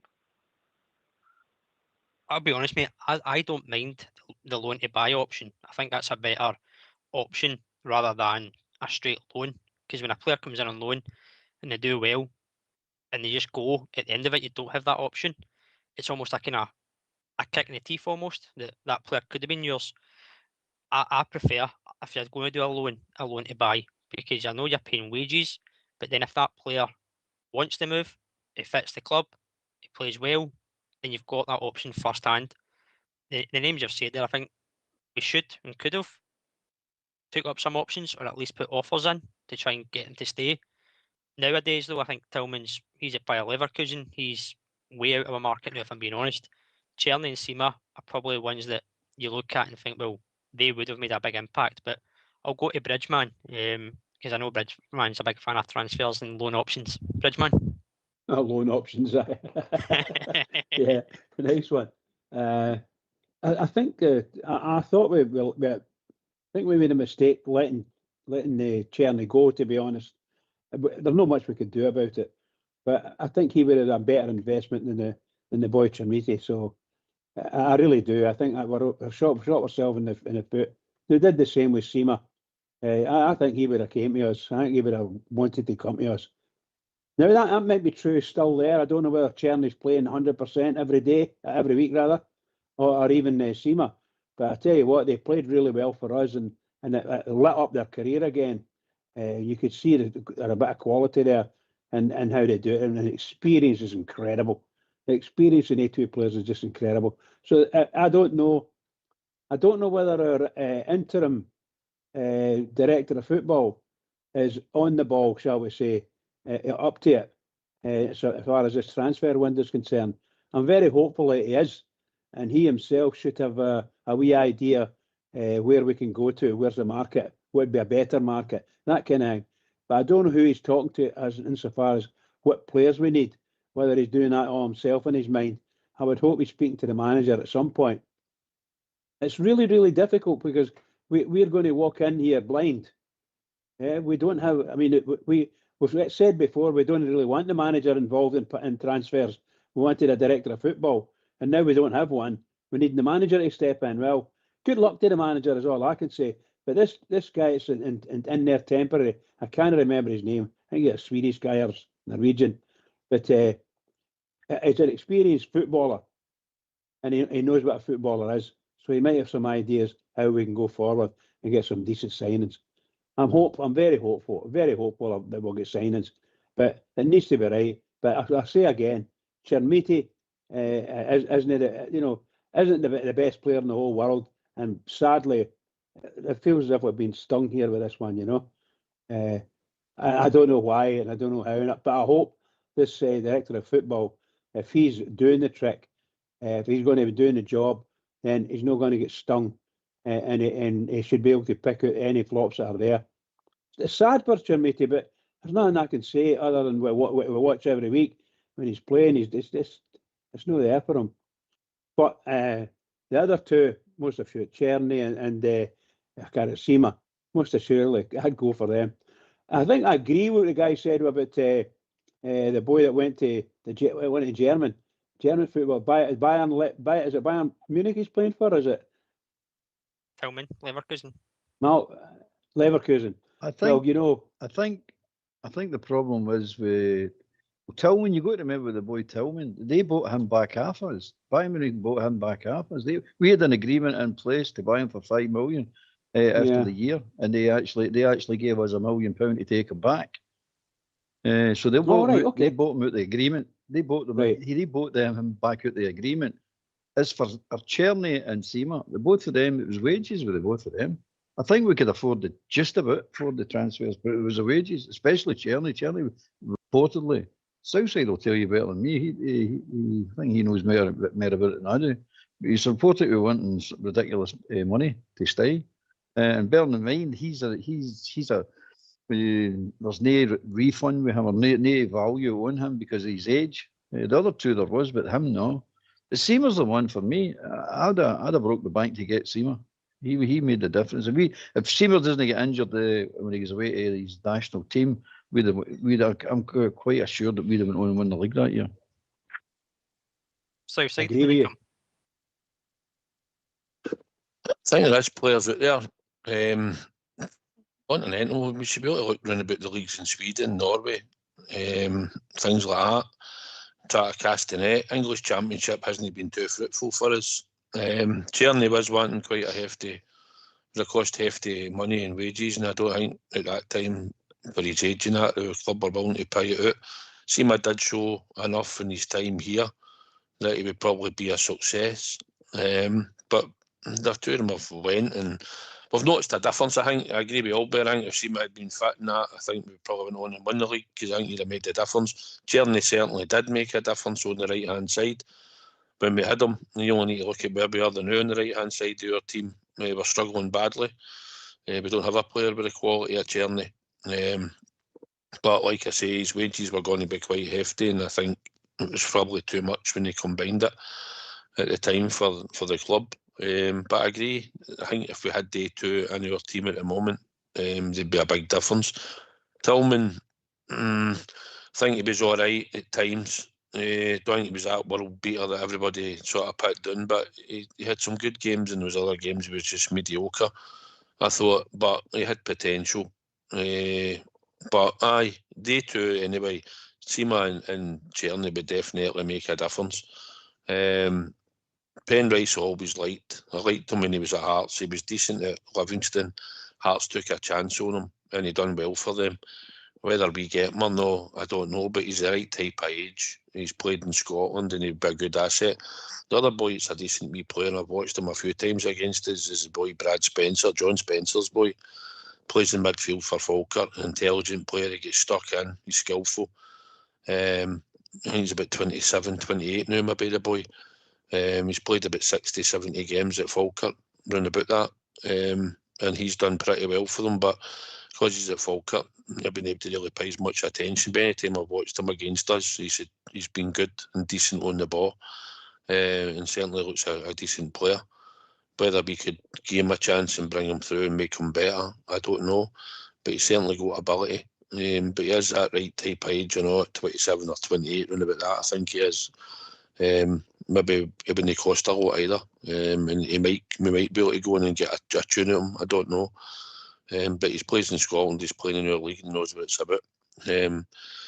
But we've tried it. I mean, Connor Barron's that he does enough and all, Derek. He runs about, he shows enthusiasm and that, but he's not got that wee bit of quality of what you need. But the rest of the midfield don't have quality. Maybe if he was getting the ball and winning it and giving it to players who had quality, we might be able to go up the park. Because Raskin's been disappointing, Derek. You must admit, Raskin, he's all right, Brighton play up and that, but he's no doing it. Even look at his performance on Saturday, and Diamandi's fell off a cliff, man. He's absolutely stinking. The new in the Rangers jersey. I don't know what's happened to him. But I believe and I think that probably Raskin will maybe get his move in January. And I think we should be trying to move Diamandi on and off for whatever money we can get for the two of them. And we need to try and get better quality in the squad, Derek. Derek Southside mentions a few players there that have obviously played in Scotland and currently playing in Scotland. Obviously, our midfield's come under some scrutiny the past few weeks, and certainly two names that have been mentioned in those past weeks have been players that are in our league at the moment. Alex Gogic or St Mirren, who we'll probably see tomorrow night closely. And then another one mentioned is Cammy Devlin at Hearts. He's out of contract in the summer. And obviously another midfielder who connections with the club was announced today that he left Falkirk, Scott Arfield. And I've seen a few people saying they would bring him back for 6 months to the end of the season. Do you think there's enough players in our own league that we could maybe look at to take that step up? No, we never seem to capitalise on the Scottish market. I don't know what that is, but like Lawrence Shankland's the obvious one. And do you think Cammy Devlin would really make that much of a difference to a non-form Rangers team? Do you think he would? What do you think he would bring that we didn't have? Like, well, I'll put a question first of all. Well, yourself, Derek. Can I answer that? Can I answer that? What he would bring, Derek, is he would make us a full set of midgets now, or dwarfs. Know what I mean? Snow White. Know what I mean? That's I'd have 7. Don't hold back, old bear. Don't hold back. Well, the question I'll ask you, Derek, is: would you rather have Connor Barron or Cammy Devlin in midfield? I'm going to have to say Connor Barron. like his industry is really good. Like he's on a bit of form at the minute. He lacks a decisive pass, and when he goes to shoot, you just know it's going to go wide. But I don't know. It's just I quite like Connor Barnes, so I'm not very sure. I don't pay a lot of attention to Hearts when they're playing, but I've seen Cammy Devlin and he looks alright. But I'd have to go with Connor Barnes. Albert, same question to you. Oh, Barn all day long for me, mate. I don't rate Devlin. I told you this before. I don't rate him.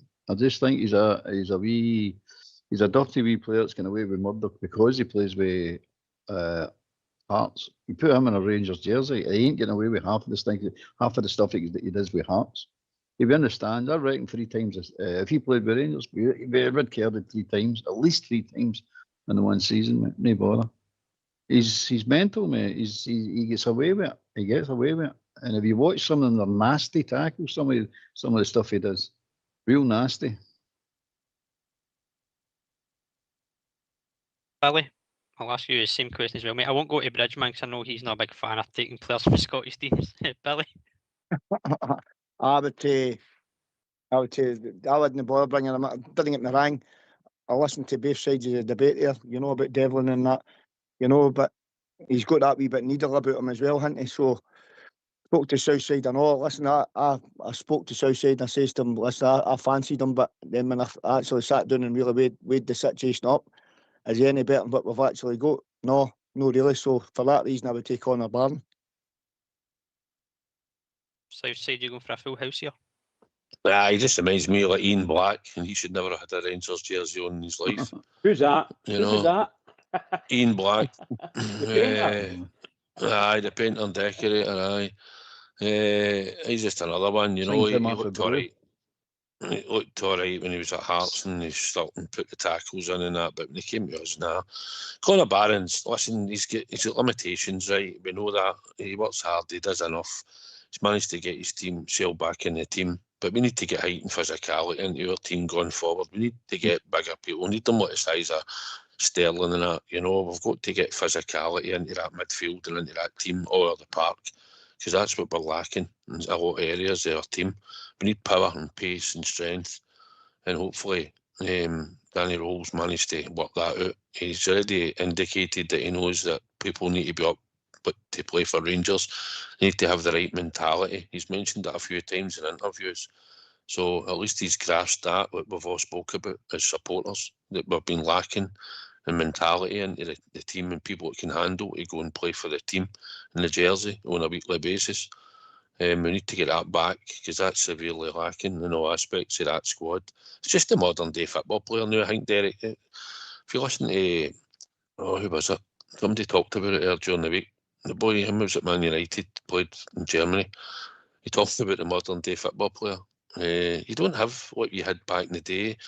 When he talked about certain players, he mentioned a few that when you had Drogba playing and you had Crouch playing and you had other types of players, physicality and that, and the way they played the game. We don't have that. The players now are weak in mentality, I think, a lot of them these days. They don't have it like they used to have. But we need to find the right type of players to play at our club, and they've got to be able to carry the badge and carry the jersey. And a lot of them have struggled with that we've had, and that are in the squad at the moment. They're still struggling with it, and we really need to get that going forward. But I think first and foremost we need height and physicality into our squad, because it's really lacking. And as Albert says, if you look at some of them, you've got Raskin and Barron, and you had a couple other ones. They had Cammy Devlin in there for talking sake, and that. We end up with just a wee team of attributable players, and it's not good enough. We need physicality. We need that going forward. But most of all, we need the right mentality, which the managers alluded to and spoke about. Derek, it's not just as important the players coming in January. It's important to also try and get some players out. It looks like Joe Rothwell will be heading back down to England, to Sheffield United. And there's potential that for more game time, you might see the likes of Finlay Curtis and Lyle Cameron getting loan moves out in January as well. But there are just a few names that need to kind of go off the wage list. You've got the likes of Matondo still on your books, out of contract to the summer. You'd imagine that will just wind down. Kieran Dill's there as well, so it'll be an interesting couple of weeks. Obviously, the window opens on the 1st of January, so it'll be interesting to see how quick players come in, but also importantly, how many we can get out. Yeah, well, that's the problem where players are not very marketable. The ones that we want to get rid of they've not got like a highlight reel that you can really go to another club and say, check this guy out, he's the business. But the problem is there's not an appetite or a market for players who didn't succeed at Rangers. Then I don't think there ever has been. They had that problem when Kent and Morelos ran down their contracts, and there was just nobody that wanted to pick them up, and their careers sort of just petered out after that as well.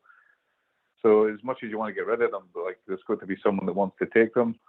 Otherwise, you're just frittering away time and wages and expenditure. So how do you market crap football player?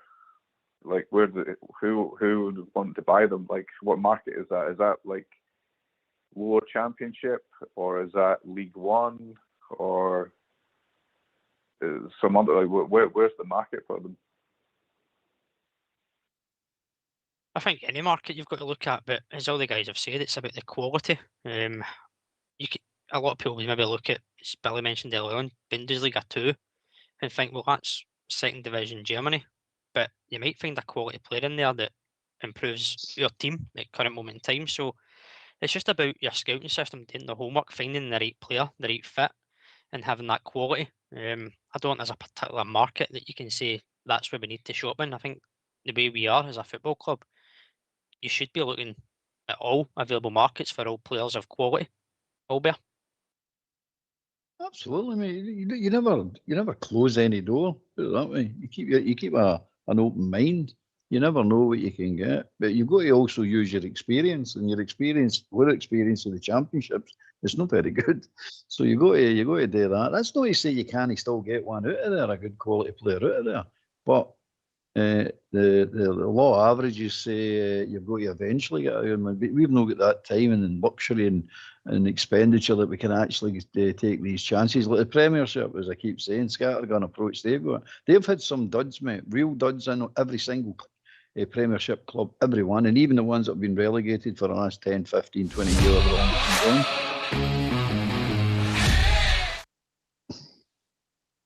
Okay, Super Six. Carry on, mate. Carry on. that wasn't very subtle, was it, Bridge? There, that wasn't very subtle. I wonder what's coming next. Super Six. Carry on, mate. Finish your point, then we'll go to the surprise Super Six. Well, Not surprising, go where it was. The Premiership are sitting there, by the way, and they've got some real duds on their books, but they can afford to carry them. We can't.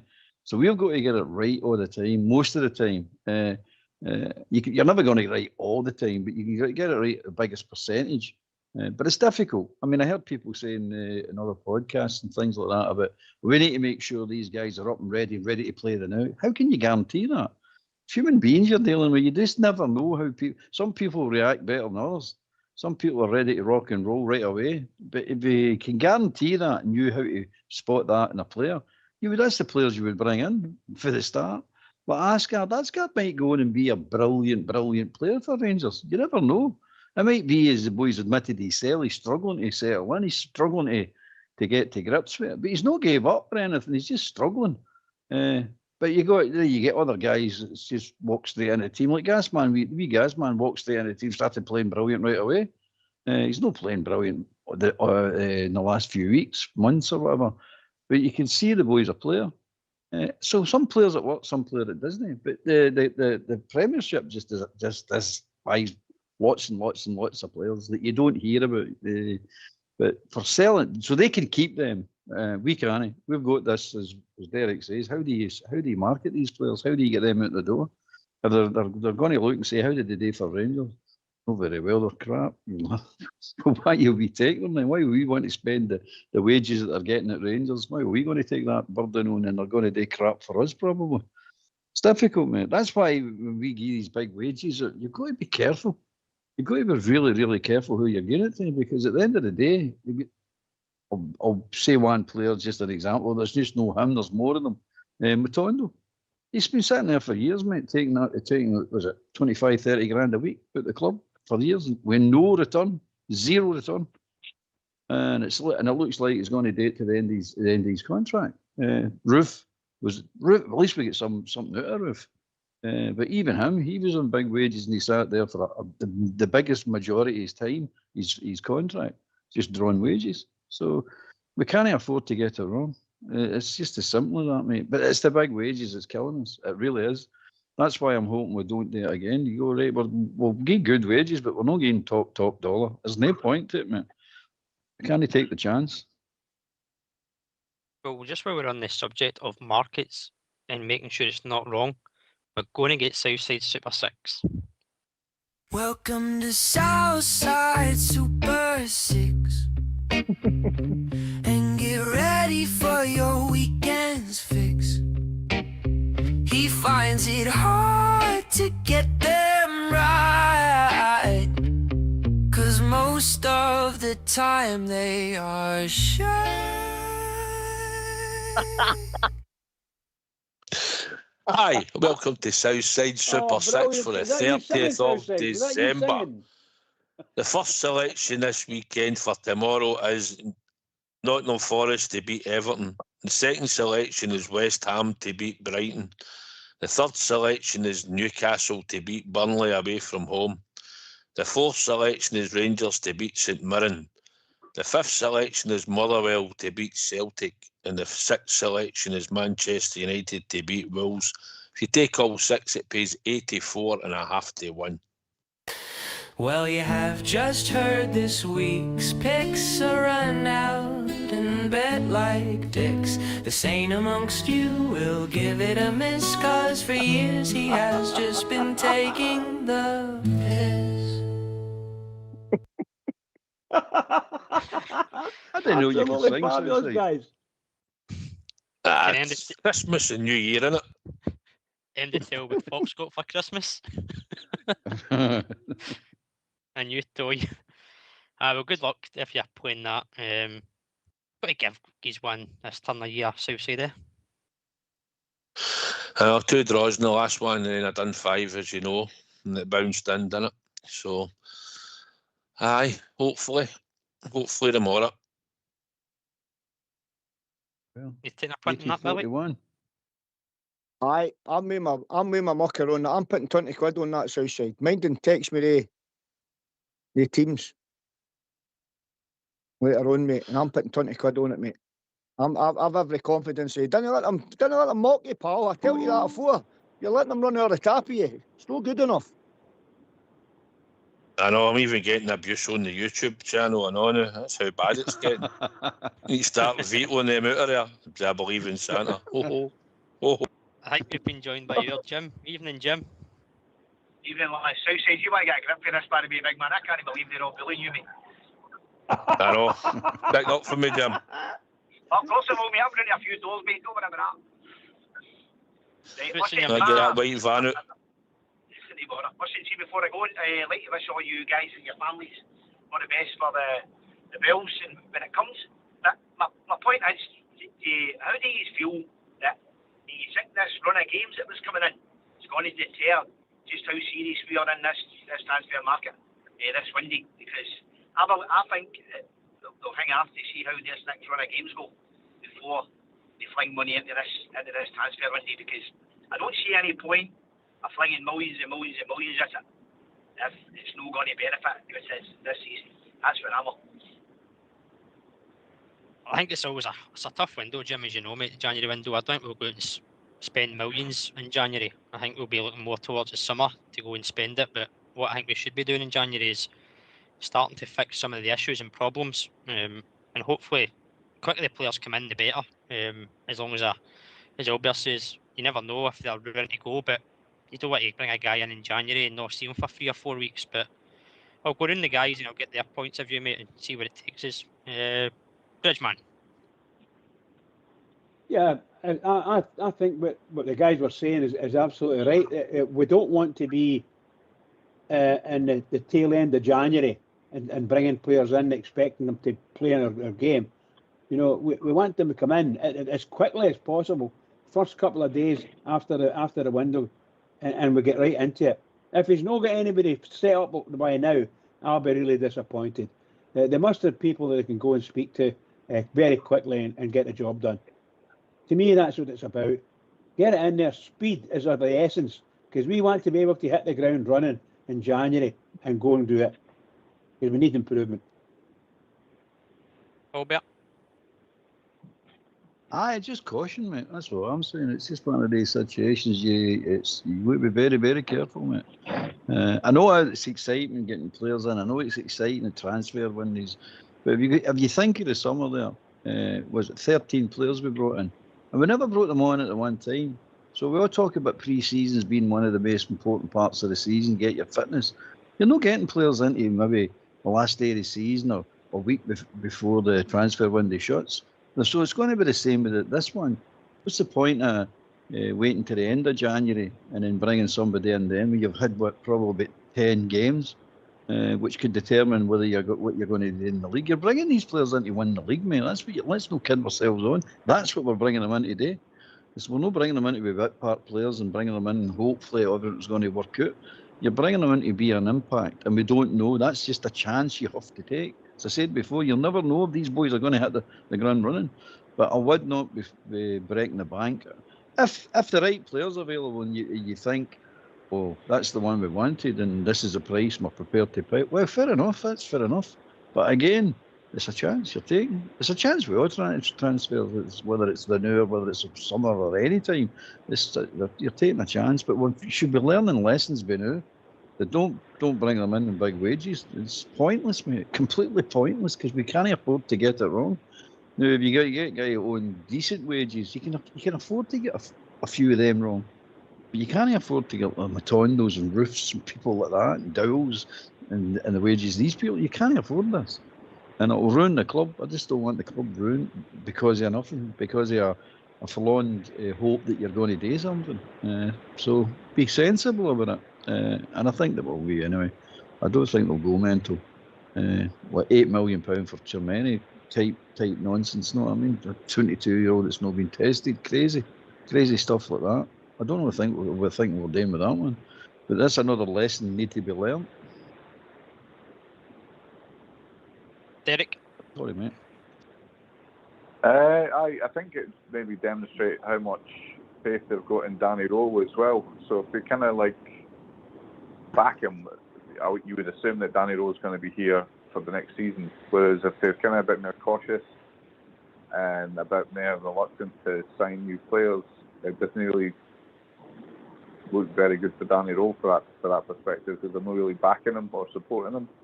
It's kind of causing the question whether he'd even be here next season. So I think if they're actually going to back him, they should put the money where their mouth is and definitely back him, and sooner rather than later.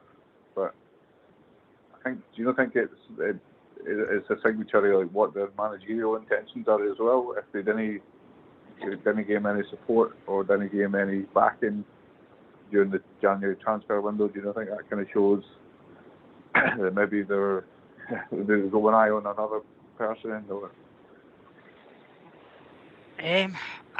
Jim, do you mind sticking yourself on mute, mate, just while we take your point around the guys? Sorry, guys. I'll give you a shout when you can come off, mate. Cheers, buddy.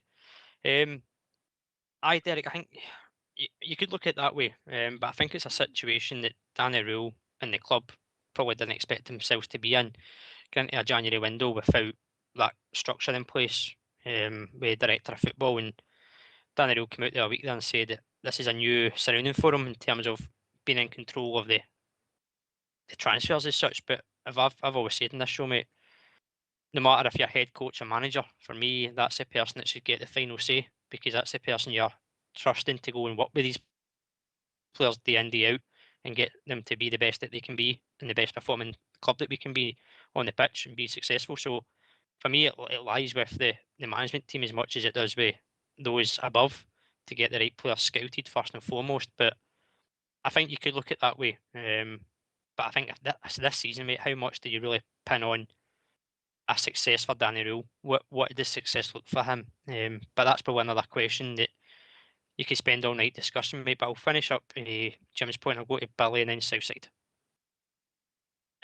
I think I think there'll be 2 wells that'll go. If we can keep on their coattails, bizarre as this is, by the way, we won our next 2 games. We're only 3 points off of Tarts at the top of the league.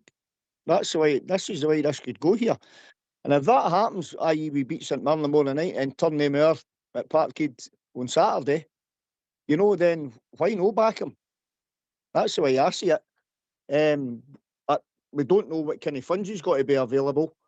You know, what kind of players are available to weigh the funds to go and get whoever is available, you know. But that's a bizarre thing to think about. You know, if we win our next 2 games, we're only 3 points off the top of the table. With all the crazy bonkers situations that's happened for the start of the year. I mean, regarding players, who do we go for?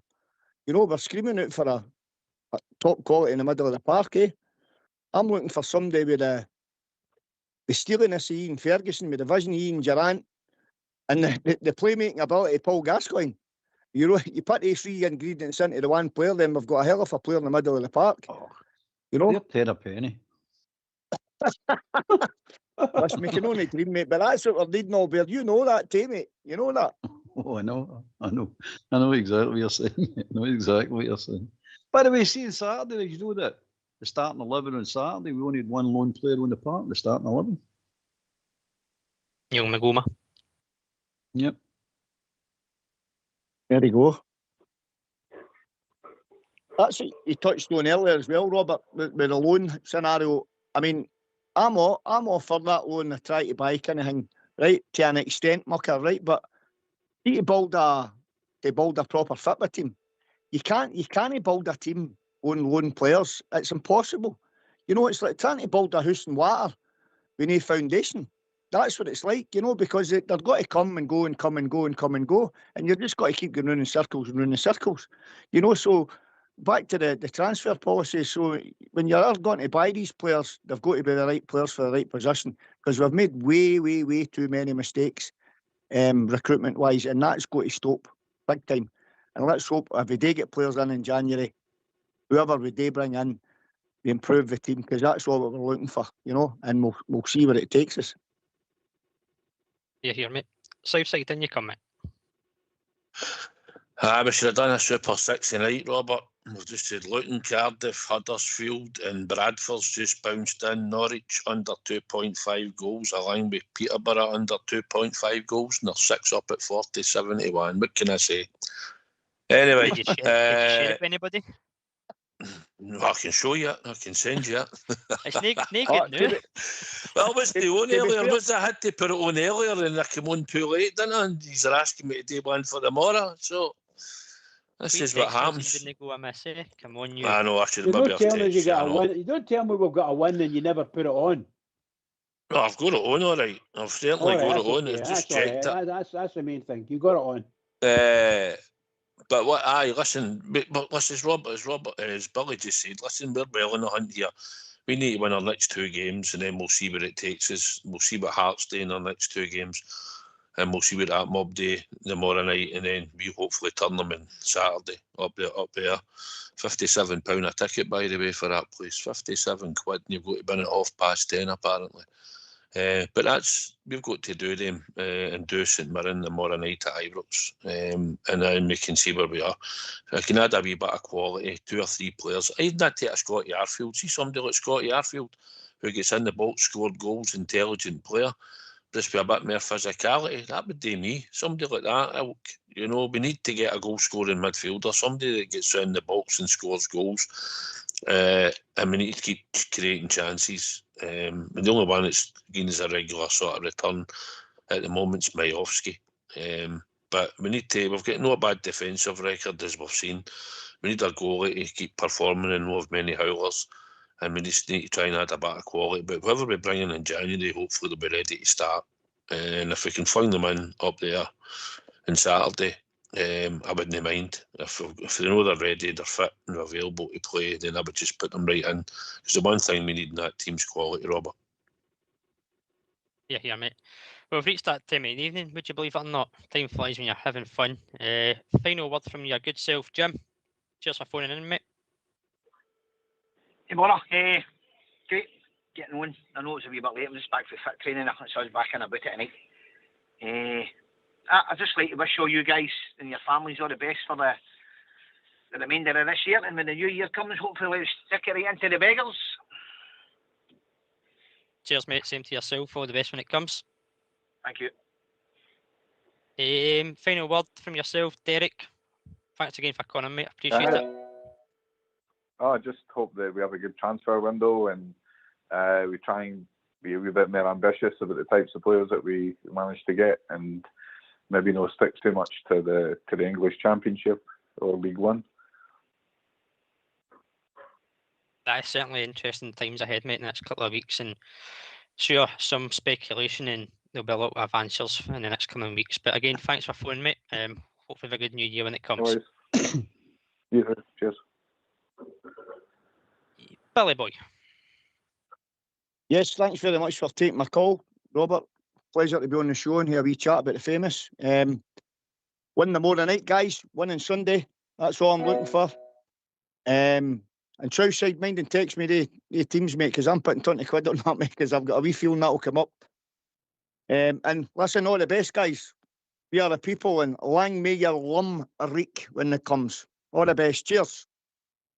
Cheers, Billy. Always a pleasure, mate. All the best. Southside. Aye, same as we were saying. I'd like to wish all the troops on the YouTube channel a happy new year when it comes. Everybody else out there on Facebook and MixLR that listening to the show. I hope everybody's a great time at New Year, and good luck to everybody, and hopefully it'll be a successful second half of the season for the famous Glasgow Rangers. And wish everybody on the panel, everybody that takes part in the show, and everybody that phones in, wish them all the best. Also the techie team, because without them there is no show. So I wish them all the best as well, and thoroughly enjoyed being on yourself, Robert, and Albert and Bridgeman.